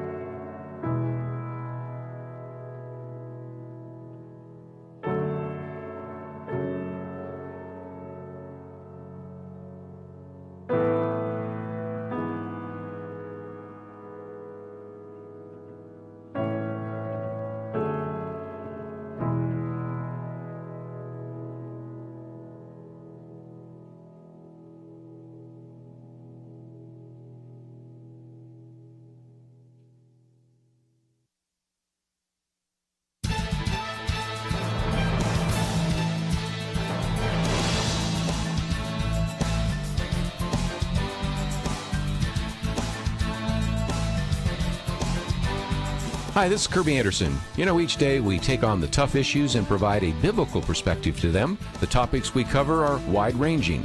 Apologetics, theology, prophecy, creation and evolution, intelligent design, marriage, family, child-rearing, the millennial generation, trends in society, politics, economics, business, religious liberty, the Constitution, public policy, foreign policy, military policy, tensions in the Middle East, abortion, homosexuality, pornography, sexual ethics, media, technology, history, and America's godly heritage.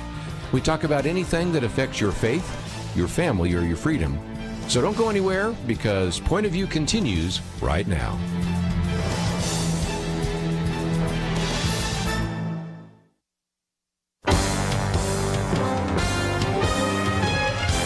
Across America, live. This is Point of View.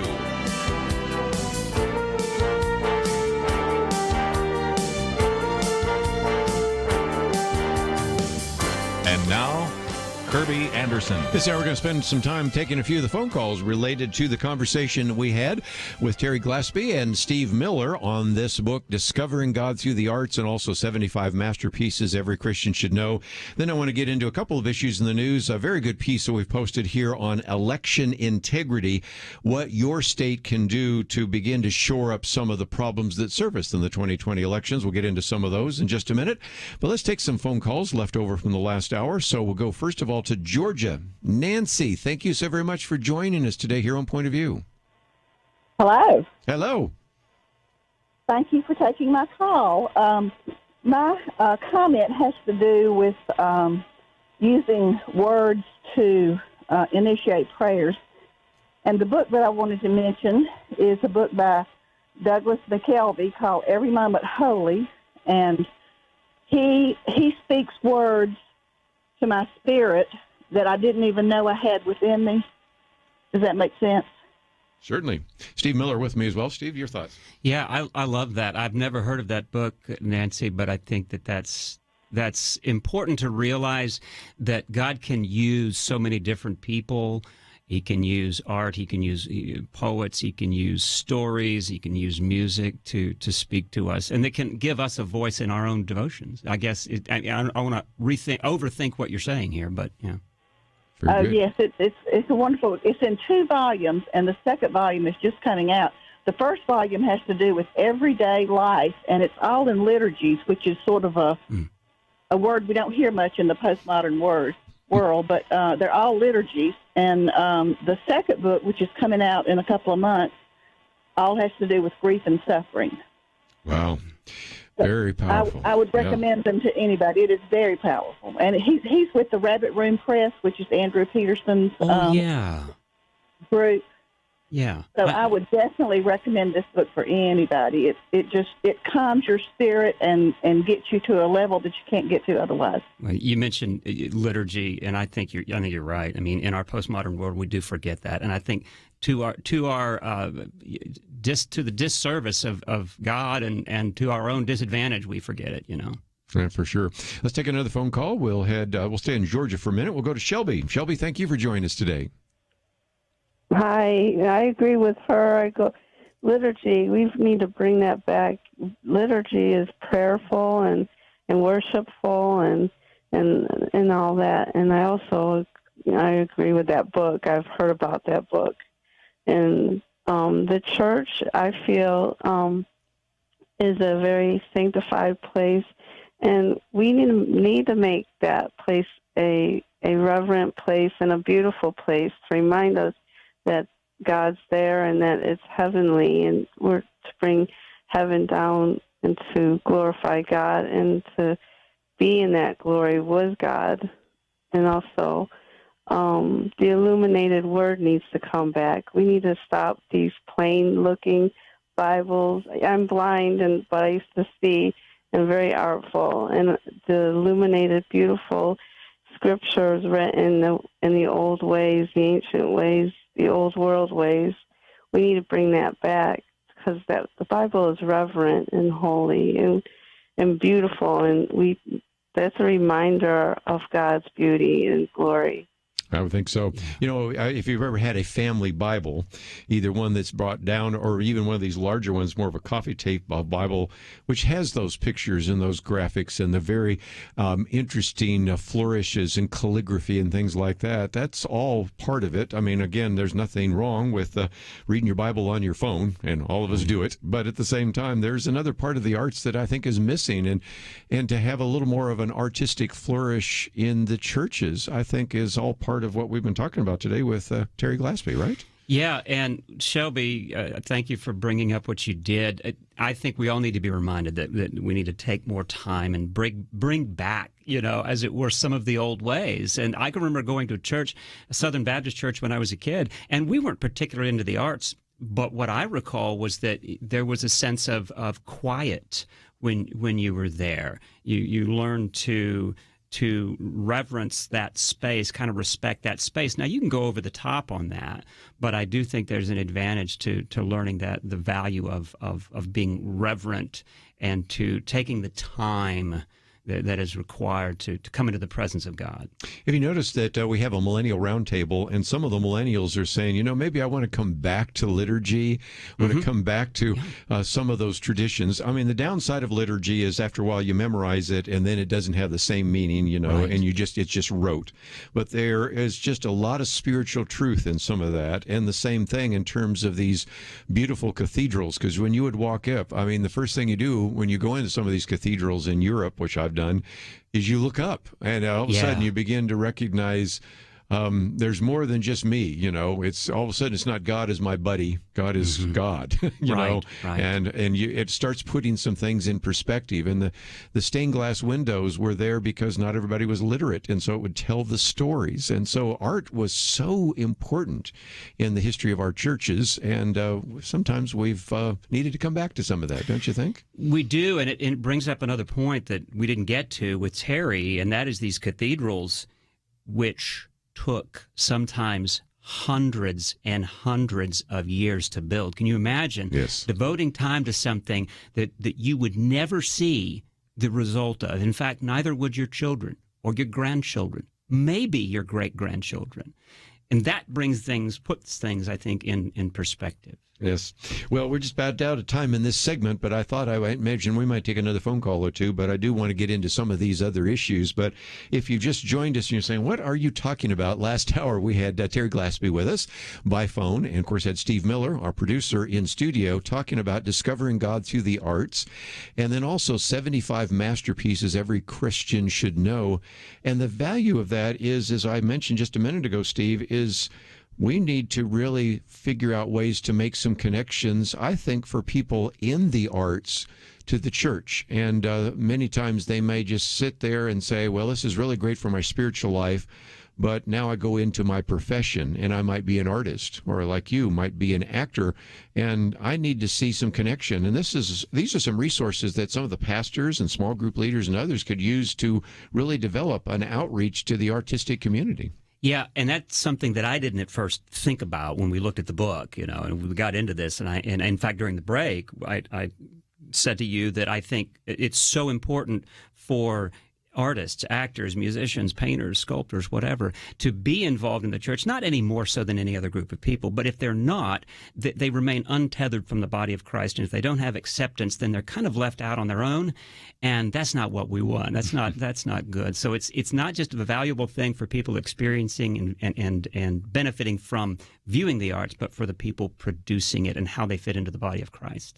Well, appreciate you being willing to have both hats worn today, both as the producer and the one as a participator. When we come back from the break, let me just talk about a few things that we have posted here today that you need to know about. And then we will have Galen Carey with us. He is the Vice President for Government Affairs with the National Association of Evangelicals. They have a conference coming up on Healing a Divided Nation, Healing a Divided America. And so we'll be talking about that. And of course, the issue is what we'll be talking about, also the conference. And so all that comes up right after these important messages. We'll be right back.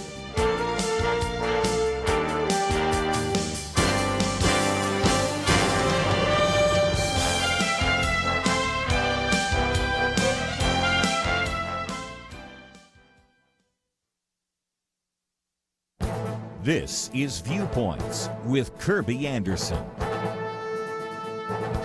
The 1776 Commission issued a report that summarizes the principles of the American founding and how those principles have shaped our country. Unfortunately, that will be its only report. In the first few hours in office, President Joe Biden disbanded the commission with an executive order. Now, compared to his previous executive orders that killed the Keystone Pipeline, stopped the construction of the wall, and promoted transgenderism, this action might not seem that significant. But it shows how radical he and his administration view this nation and its founding. They seem to be siding with the New York Times 1619 Project that argues that America was founded as a slaveocracy and that the American Revolution was fought primarily to perpetuate the institution of slavery. Victor Davis Hanson, who served on the commission, noted that in any other age than the divisive present, the report would not have been seen as controversial. The conclusions were unanimously approved by a group that included historians, lawyers, academics, scholars, authors, and public servants. I've had the privilege of interviewing many of these men and women over the years. Mike Szabo said that the 1776 Commission report was appealing to both human reason and biblical revelation. For example, the Declaration's references to the Creator, Providence, and the Supreme Judge. It also calls for families to raise morally responsible citizens who love America and embrace the gifts and responsibilities of freedom and self-government. In a previous age, this report would not be controversial, and no president would even think of dissolving such a commission. The executive order signed by President Joe Biden on his first day in office shows what he thinks of this nation and its founding. I'm Kerby Anderson, and that's my point of view.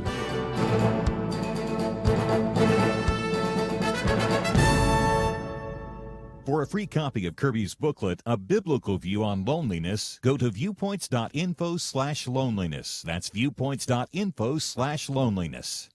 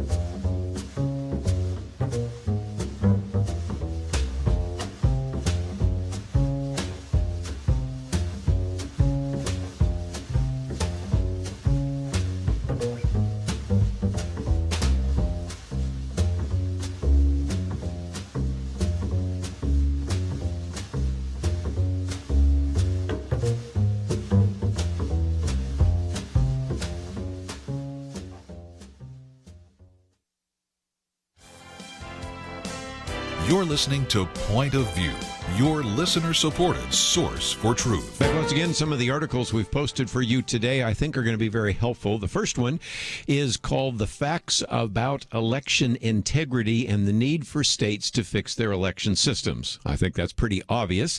This is a fact sheet that has been put out by our friends at the Heritage Foundation. I suspect it's written by Hans von Spakowski, who's been on the program with us many times before. It's about 7 pages. But if you are in one of those states where there have been some questions about election integrity, and you know who you are, this is a great resource that I would encourage you to print out. It's about 7 pages, so make sure you got enough printer paper in your printer, and also think about, since it's a PDF, sending it to your elected representative, because a lot of the solution to the questions that surfaced out of the 2020 election can be resolved at the state legislative level. And so, first of all, there is a whole section here about what states should do. One of those is to verify the accuracy of voter registration list. No small issue. As a matter of fact, there are actually 14 points. It goes on for more than 2 pages of things that states should do.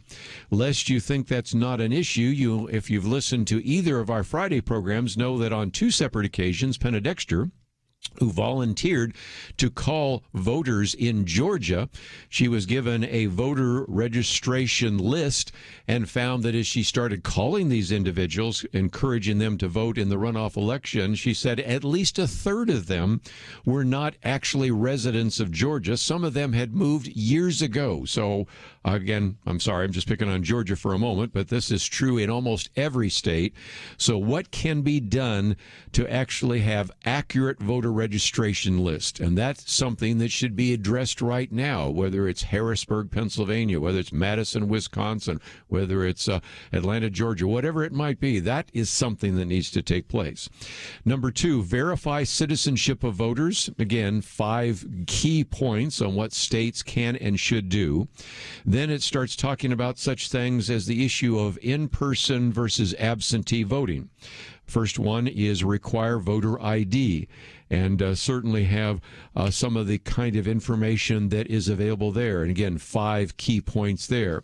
Number 2, limit absentee ballots, and they have 15 different points in terms of that, in terms of what we know from the past, what state legislatures should do. So all of that is there. And then a section there called prevent vote trafficking. That's a new word, but I think what they're talking about there is vote harvesting. Now, I know some of you live in states where vote harvesting is allowed, but we can see some of the concerns that have surfaced from that. Then another one, allow election observers complete access to the election process. 5 points there as well, because we saw some of the abuses that seemed to take place during the 2020 election. Then promote voting assistance. We do have a situation in most states which allow someone to assist somebody to vote because they are illiterate, disabled, or need some assistance. But what could we do in that regard? And then a whole section on, first of all, counting votes, prohibit early vote counting, and they have some points there. And then a whole issue of litigation. Provide state legislatures with legal standing, because we saw, as we've talked about on this program before, situations in which, for example, a state judge or a federal judge just sort of overturned or changed an election statute, which should have never been done without the consult with the state legislature. So what kind of protections can take place there? And then 3 final ones on what states should not do. And you might say, why do they even have that in this document? Well, it's because, as we mentioned just the other day, H.R. 1 is a piece of legislation that is very similar to one that passed last year from the House of Representatives, and likely might pass again, in which it allows for same-day registration, automatic voter registration, and private funding of election officials and government agencies. So this one not only talks about what states should do, but also what states should not do. And so this is a document I wanted to make sure was posted. It comes from the Heritage Foundation. It's the kind of document you need if you want to testify before your state legislature because you're concerned about some of the problems that surfaced in the 2020 election. This is the kind of resource that I really want you to take the time to get and then forward maybe to your elected representative and say, what are you doing to try to address some of these issues? And it gives so much great material that I think you're going to find it very helpful. And it is the first article we've posted here on the website at pointofview.net. Second one is one I won't read through, but it's a piece by Pat Buchanan. Patrick Buchanan calls it, "Are Domestic Terrorists Always on the Right?" And the value of this one is that, especially since we have a lot of younger listeners, they might hear people saying this assault on the Capitol is the worst thing that's ever happened in Washington, D.C. Well, no, it isn't. The so-called far right are domestic terrorists. They're the only ones that are domestic terrorists. Well, first of all, Pat Buchanan takes us all the way back to the 1960s, the 1970s, and brings us all the way up to, of course, 2020 and all the protests and the riots after the death of George Floyd, to remind us that no, actually most of the domestic insurgency, most of the rioting, in a few cases bombs that were going off, people that were killed, all took place primarily from people on the left, not on the right. And I think of nothing else, since of course if you are younger, you've probably never lived through the 1960s when we had urban race riots, when we had anti-war riots, when we had all sorts of other things that surfaced, including the fact that even in just this last year, according to the London Daily Mail, the riots, arson, and looting that began in Minnesota, then spread to Portland, Seattle, and 140 other cities, where the National Guard was called out to 21 different states, 6 people died. Scores of police were injured. Between $1 billion and $2 billion in property damage were destroyed. If you go back and look at the numbers, it was the costliest urban violence since the L.A. riots in 1992, and that's when, at that time, a jury acquitted 4 police officers involved in beating Rodney King. So he gives you a lot of the facts and figures so that the next time you hear somebody say something like this has never happened before, you're going, well, then you have a very short memory, or you're a little too young to remember that that's exactly kind of conflict and riots we had in the streets back then. One last point, I thought I might mention that there was a piece that came out just the other day from NYU arguing, quote, false accusation, the unfounded claim that social media companies censor conservatives. If you've heard anybody talking about that, even Tucker Carlson last night mentioned that on page 16 of this 28-page report, they say, really, there's not any evidence to make the conclusions. You mean the conclusions in the title that say that there is no evidence that social media's companies censor conservatives? You mean that one? And of course, you find out later that the study was found, in part at least, funded by Craig Newmark. You might say, who's he? Well, he's the founder of Craigslist. He's the Craig of Craigslist, and worth about $1 billion plus. And, of course, using money from, if you will, Silicon Valley and the social media to say that there's no censorship of social media. And yet you may have seen just the other day that our good friends at Focus on the Family found that they actually were pulled off, the Daily Citizen was pulled off of Twitter simply for making this statement, that the Assistant Secretary of Health put in by President Biden, Rachel Levine, is a transgender woman that is a man who believes he is a woman. And that statement, which I think is factual and helps at least identify what a transgender woman is, was enough for them to say it violated the rules for hateful conduct, and they pulled them off. And then, of course, our good friend Jim Dennison goes on to talk about other Christians, a professor at Houston Baptist University, even some quotes from Robert George, who was on the program with us last week, about how censorship seems to be escalating not just against conservatives, but against Christian groups and Christian organizations. And so it is amazing to me that you can have somebody producing an academic study arguing that there is no evidence of censorship. Well, we see censorship taking place even against our good friends at a place like Focus on the Family. Anyway, let's take a break. When we come back, we want to end this last half hour by talking with the National Association of Evangelicals. Galen Carey is the Vice President of Government Affairs there, and they have a conference coming up entitled Healing a Divided America. So I thought we'd update you on what is being done right now through the NAE, a little bit about the polarization of America, and in particular this conference that you might want to know a little bit more about. So some great resources that you want to have in your hands as we talk about some of these issues in the news. And by the way, tomorrow we have George Barna, who will be giving us an update on some of the surveys he's been doing. So stay tuned. We have a lot more to cover, and we will do that right after this. Having civil conversations about important issues seems to be harder and harder.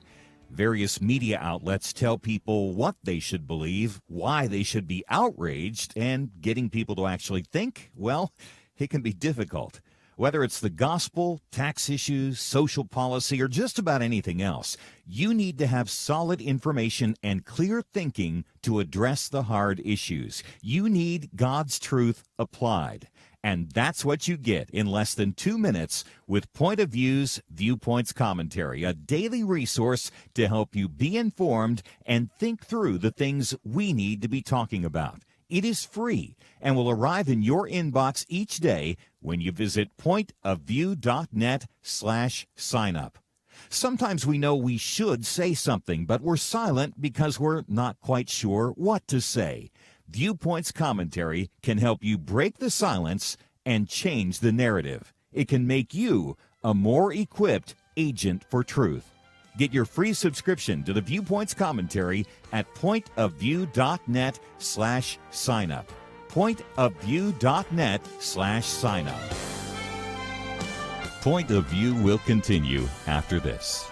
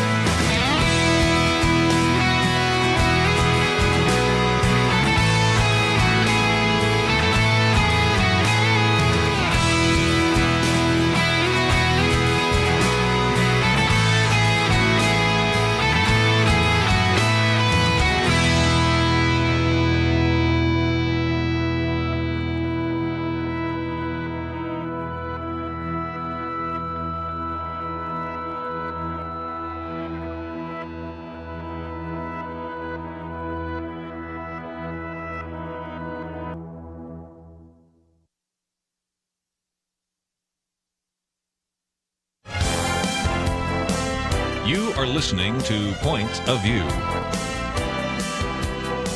The opinions expressed on Point of View do not necessarily reflect the views of the management or staff of this station. And now, here again is Kerby Anderson.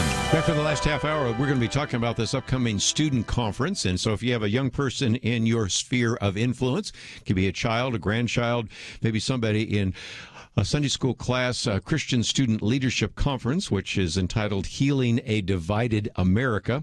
Some of the speakers are Justin Gaboni, who was on the program with us recently. David French, who was on the program with us recently, as well as Russell Moore has been on with us in the past. And so we'll be talking about the conference, but it all ties in with our good friends at the National Association of Evangelicals.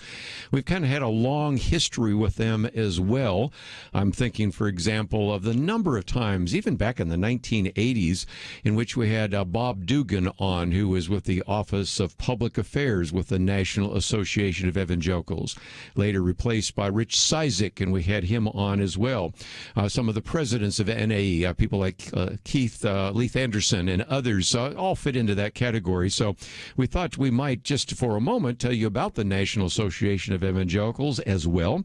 And to do that, we are bringing to the microphone Dr. Galen Carey. He is the NAE Vice President of Government Affairs. He is an individual who used to work with World Relief. We might talk about that for just a minute because that's the relief and development arm of the NAE. Has his Master of Divinity from Trinity Evangelical Divinity School, Doctor of Ministry from McCormick Theological Seminary. Dr. Carey, it is great to have you on the program with us. It's glad to be here.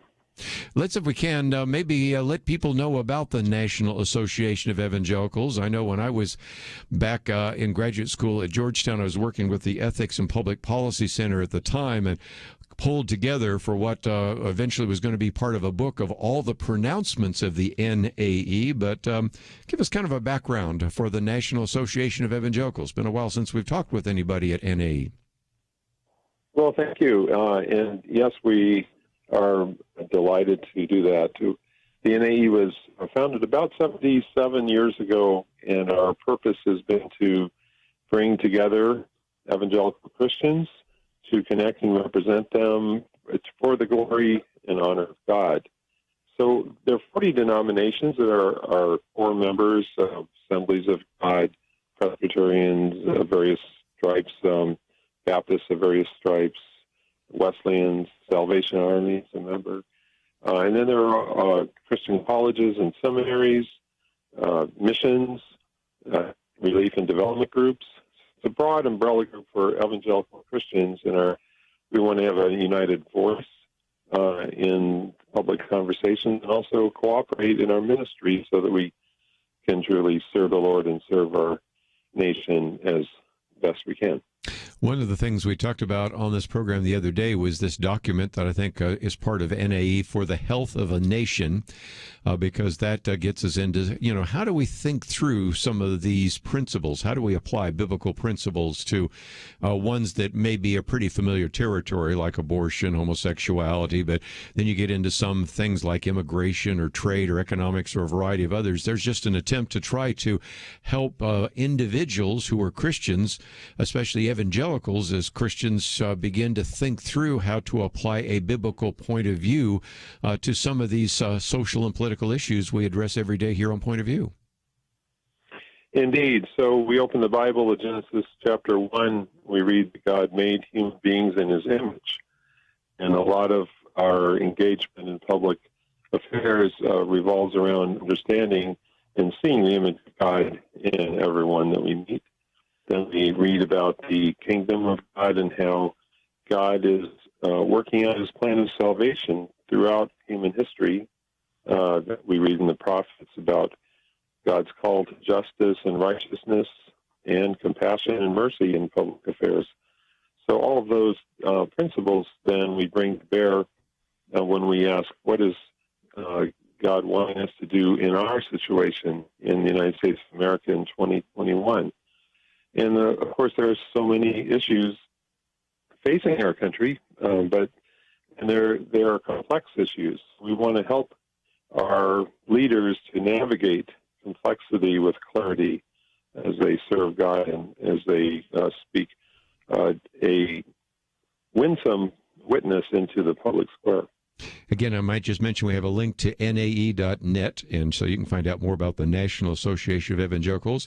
But one of the reasons I wanted to bring you on is because next week on February 8th and then again on February 15th, Healing a Divided America. It's a virtual event, and this is an opportunity through the Christian Student Leadership Conference to really educate college students, although I'm sure we'd let others in there as well, to begin to understand how to begin to do what we've just been talking about, how to begin to apply biblical principles and their Christian worldview to the whole idea of engaging public policy. So tell us a little bit more about the conference, if you might. Yes, sure. Well, we've been doing this conference every year since 1956, and it's designed to help people, Christians who want to either pursue a career in public service, in government or politics or public policy, or for those who want to be involved as advocates for biblical issues. So among some of our early participants, Dan Coates, who was a student at Wheaton College, went on to become a congressman, a senator, an ambassador, and director of national intelligence. And our conference was one of the things that helped him to get pointed in the direction of public service. So this year, of course, because of the pandemic, the conference is virtual, which means that you don't have to travel to D.C. You can log in from wherever you are. So we've set up a special website, naestudentconference.com, to register, and you can see all the speakers. We'll have 2 evenings. It's from 7 to 9:30 p.m. Eastern Time on both the next 2 Mondays, with a whole range of speakers, some giving short presentations, and then we'll have longer conversations. On the 8th, it will be a longer conversation on the topic of the American democracy, where are we at? And on the 15th, our longer topic is racial justice, and where do we go in such a racially divided context that we're in now. But there will also be talks about the coronavirus pandemic, about education and criminal justice issues, immigration issues, poverty. There's the whole sanctity of life, family concerns, a whole range of issues that are found in our document for the health of the nation will be covered in one way or another by speakers, and there will be through the question and answer time opportunity for people to engage as well. And the whole thing is free. So normally it costs about $100 plus you have to travel to D.C. This year it's free. So a lot of our listeners will be able to join.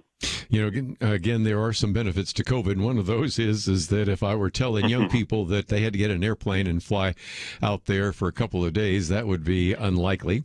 And if they had to come up with money, that'd be even less likely, even if the parents thought it was a good idea. And here, the free is a pretty good deal, given the fact that it would be at least $680, not to mention all the travel and everything else. So, again, that's February 8th and February 15th. How do people register? We have a link to the website. Is that all they need to know? Just find that link. But what do they need to know about this? Yes, just go to naestudentconference.com and register. You just give your name and contact information. You'll be sent the link to sign on Monday evening at 7 p.m. Eastern Time. We'd love to have you. Just before we take a break, I just thought we would also maybe talk about all the speakers, because it's kind of a who's who. Russell Moore, president of the Ethics and Religious Liberty Commission. David French been on recently of the Dispatch. Ed Stetzer, executive director of the Billy Graham Center. Justin Gaboni, we talked about him the other day when we were talking about his book. And so then when you get into the list of others, you got some members of Congress. You got the president of the NAE, Walter Kim, and a number of others. So to actually put all these people in one room would be difficult, because they're all very busy individuals, especially these members of Congress. And I guess you have a senator there too, so you got one senator or 2 members of the House of Representatives. You're really getting a pretty good group of individuals doing some education. Yes, in fact, we have at the moment, I believe, 3 senators now confirmed. Senator Langford from Oklahoma, Senator Whitehouse from Rhode Island. Oh, that's Senator right. Brown Okay. from Yeah. Ohio. And we may have one or two others that are waiting to confirm.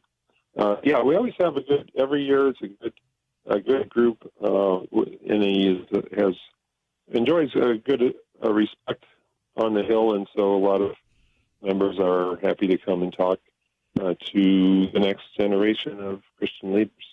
Let's take a break. When we come back, I might just chat with you briefly about some of the other things that NAE does, especially since you've worked with World Relief. One of the concerns we've had, Dr. Carey, is that for us, COVID-19 and the pandemic and lockdown have been an inconvenience and sometimes very painful for people in other parts of the country, especially day laborers. It's been an absolute disaster. So I'd like to get your thoughts about that. We'll be back right after this.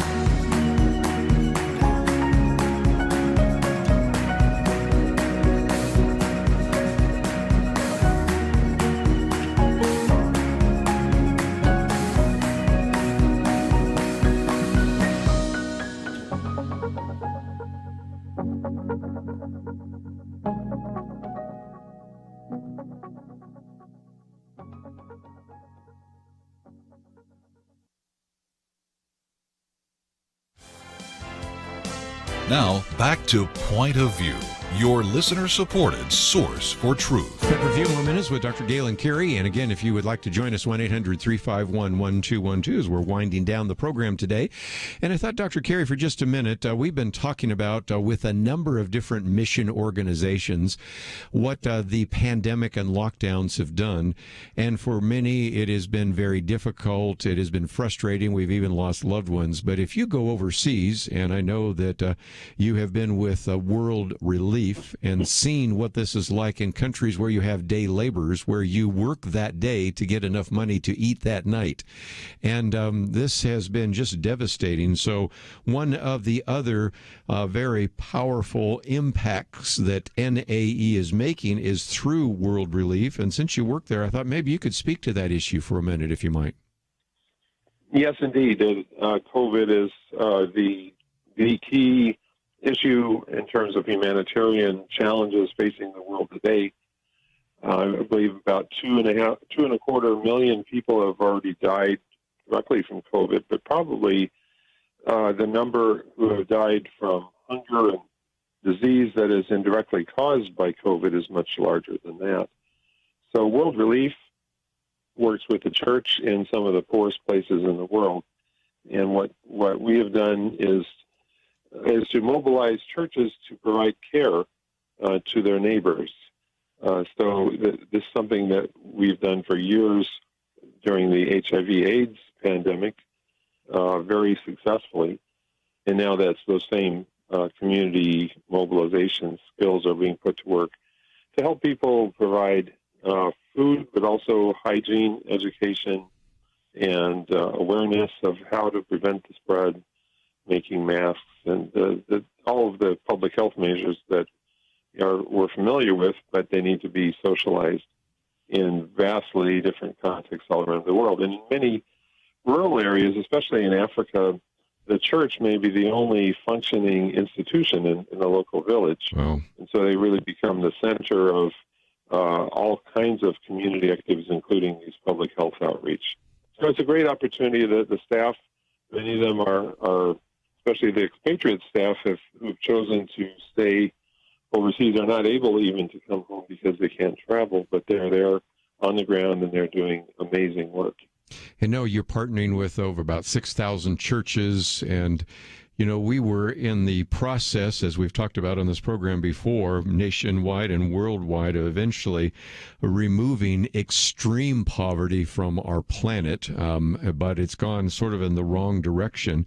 And so I would encourage people not only to find out information about the National Association of Evangelicals, but they can go to worldrelief.org. Talk about what our listeners can do, because if you think it is difficult in this country, all you need to do is begin to hear some of the stories that we are bringing back from other countries about how dire the circumstances are, and there's just a lot that we can do as individuals, isn't there? There is indeed. I would encourage everyone to consider making an extra gift, whether it's to World Relief or another organization doing similar work.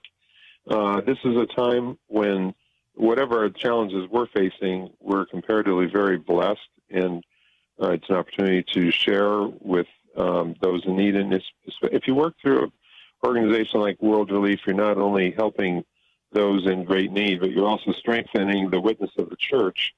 And the church is the institution that is going to provide lasting help and hope to its community long after humanitarian organizations have moved on. So I definitely encourage giving, of course, praying as well. World Relief has a special program called The Path, where those who are regular monthly givers receive special updates and bulletins and other information on how their gifts are being used. And that our monthly giving is really the most impactful way that whatever organization you want to support, if they know every month they'll be getting a steady source of income, it helps them to plan more efficiently and to stretch the impact of the dollars that we provide. Again, Dr. Galen Carey, let me again mention, of course, World Relief. Let's go back to, again, just before we let you go, naestudentconference.com. You don't have to remember all that because we have that on our website, pointofview.net.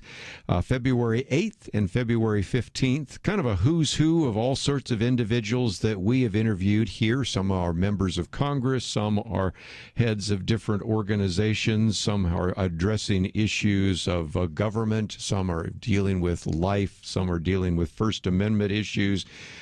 Just so many great speakers that you would have a chance to hear from. And if you know a college student that might someday be a future Senator Dan Coates, that would be just a great opportunity. So, again, we wanted you to know about that conference taking place next week and the week following. So, Dr. Galen Carey, thank you for joining us today, and say hello to everybody there at the National Association of Evangelicals. Thank you. We'll do that. God bless you, and hope to see many of you on Monday evening. on the conference. All right, let's just, before we take a break, get into a couple of other issues, and we don't have much time, but, I mentioned this Pat Buchanan piece about, are the domestic terrorists always on the right? Of course, all we're hearing right now is it is the right, and it leads to a question that Byron York was asking the other day. Why is the National Guard still in Washington? We had 25,000 National Guard members in Washington, D.C. for the inauguration of Joe Biden. Nothing happened. Of course, we knew that wouldn't be the case.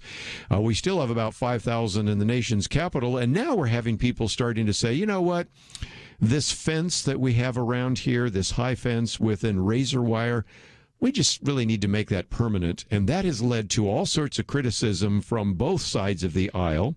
Eleanor Holmes Norton, who is a Democrat and is the delegate to Congress from the District of Columbia, says permanent fencing would send the wrong message to the nation and the world by transforming our democracy from one that is accessible and of the people to one that is exclusive and fearful of its citizens.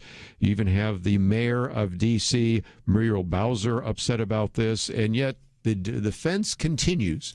The justification is, well, we might need it for the impeachment trial next week. I really doubt it, and I don't think you need 5,000 National Guard troops there, because we certainly have other ways to protect the Capitol. We have Capitol Police, we have the D.C. Police, and all the rest, and it is a bad image from an optics point of view, and it sends a very bad signal of saying that the people in Capitol Hill and the people in government fear the people. Well, if they do, it's because they're taking on some of the wrong issues, and maybe need to think about some of the things we talked about even previous weeks with George Barna. We'll talk about that with him tomorrow, about the fact there are a number of issues where there's a supermajority of both Republicans and Democrats that agree with some of these issues.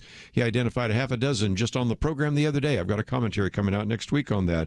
And yet, instead of focusing on these things that we all agree on, the infrastructure and making sure that some of these programs are financially stable, we're focusing on all sorts of things that are divisive and polarizing. So anyway, we will probably get into that conversation tomorrow with George Barna. I know he's going to be talking about a new survey talking about how very few Americans really believe in socialism. Of course, you wouldn't necessarily come to that conclusion if you watch the mainstream media, but we'll talk about that with him tomorrow.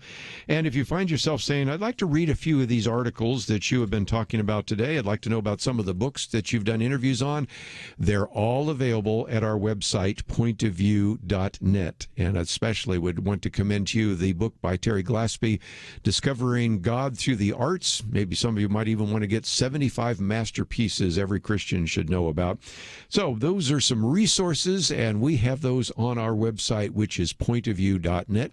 Kind of tip my hand. We've got George Barna with us tomorrow.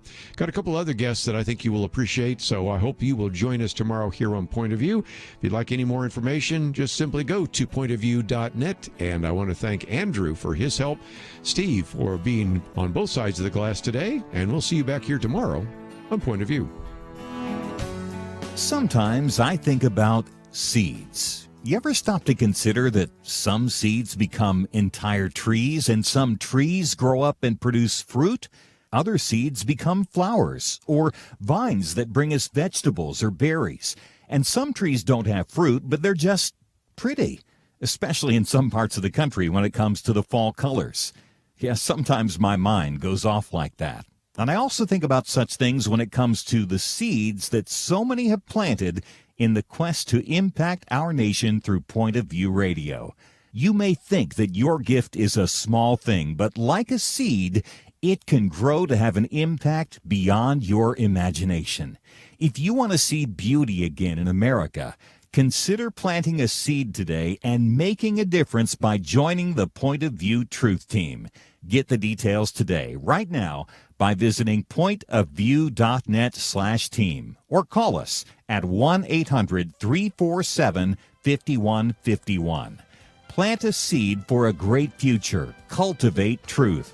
Pointofview.net/team and 800-347-5151. Point of View is produced by Point of View Ministries.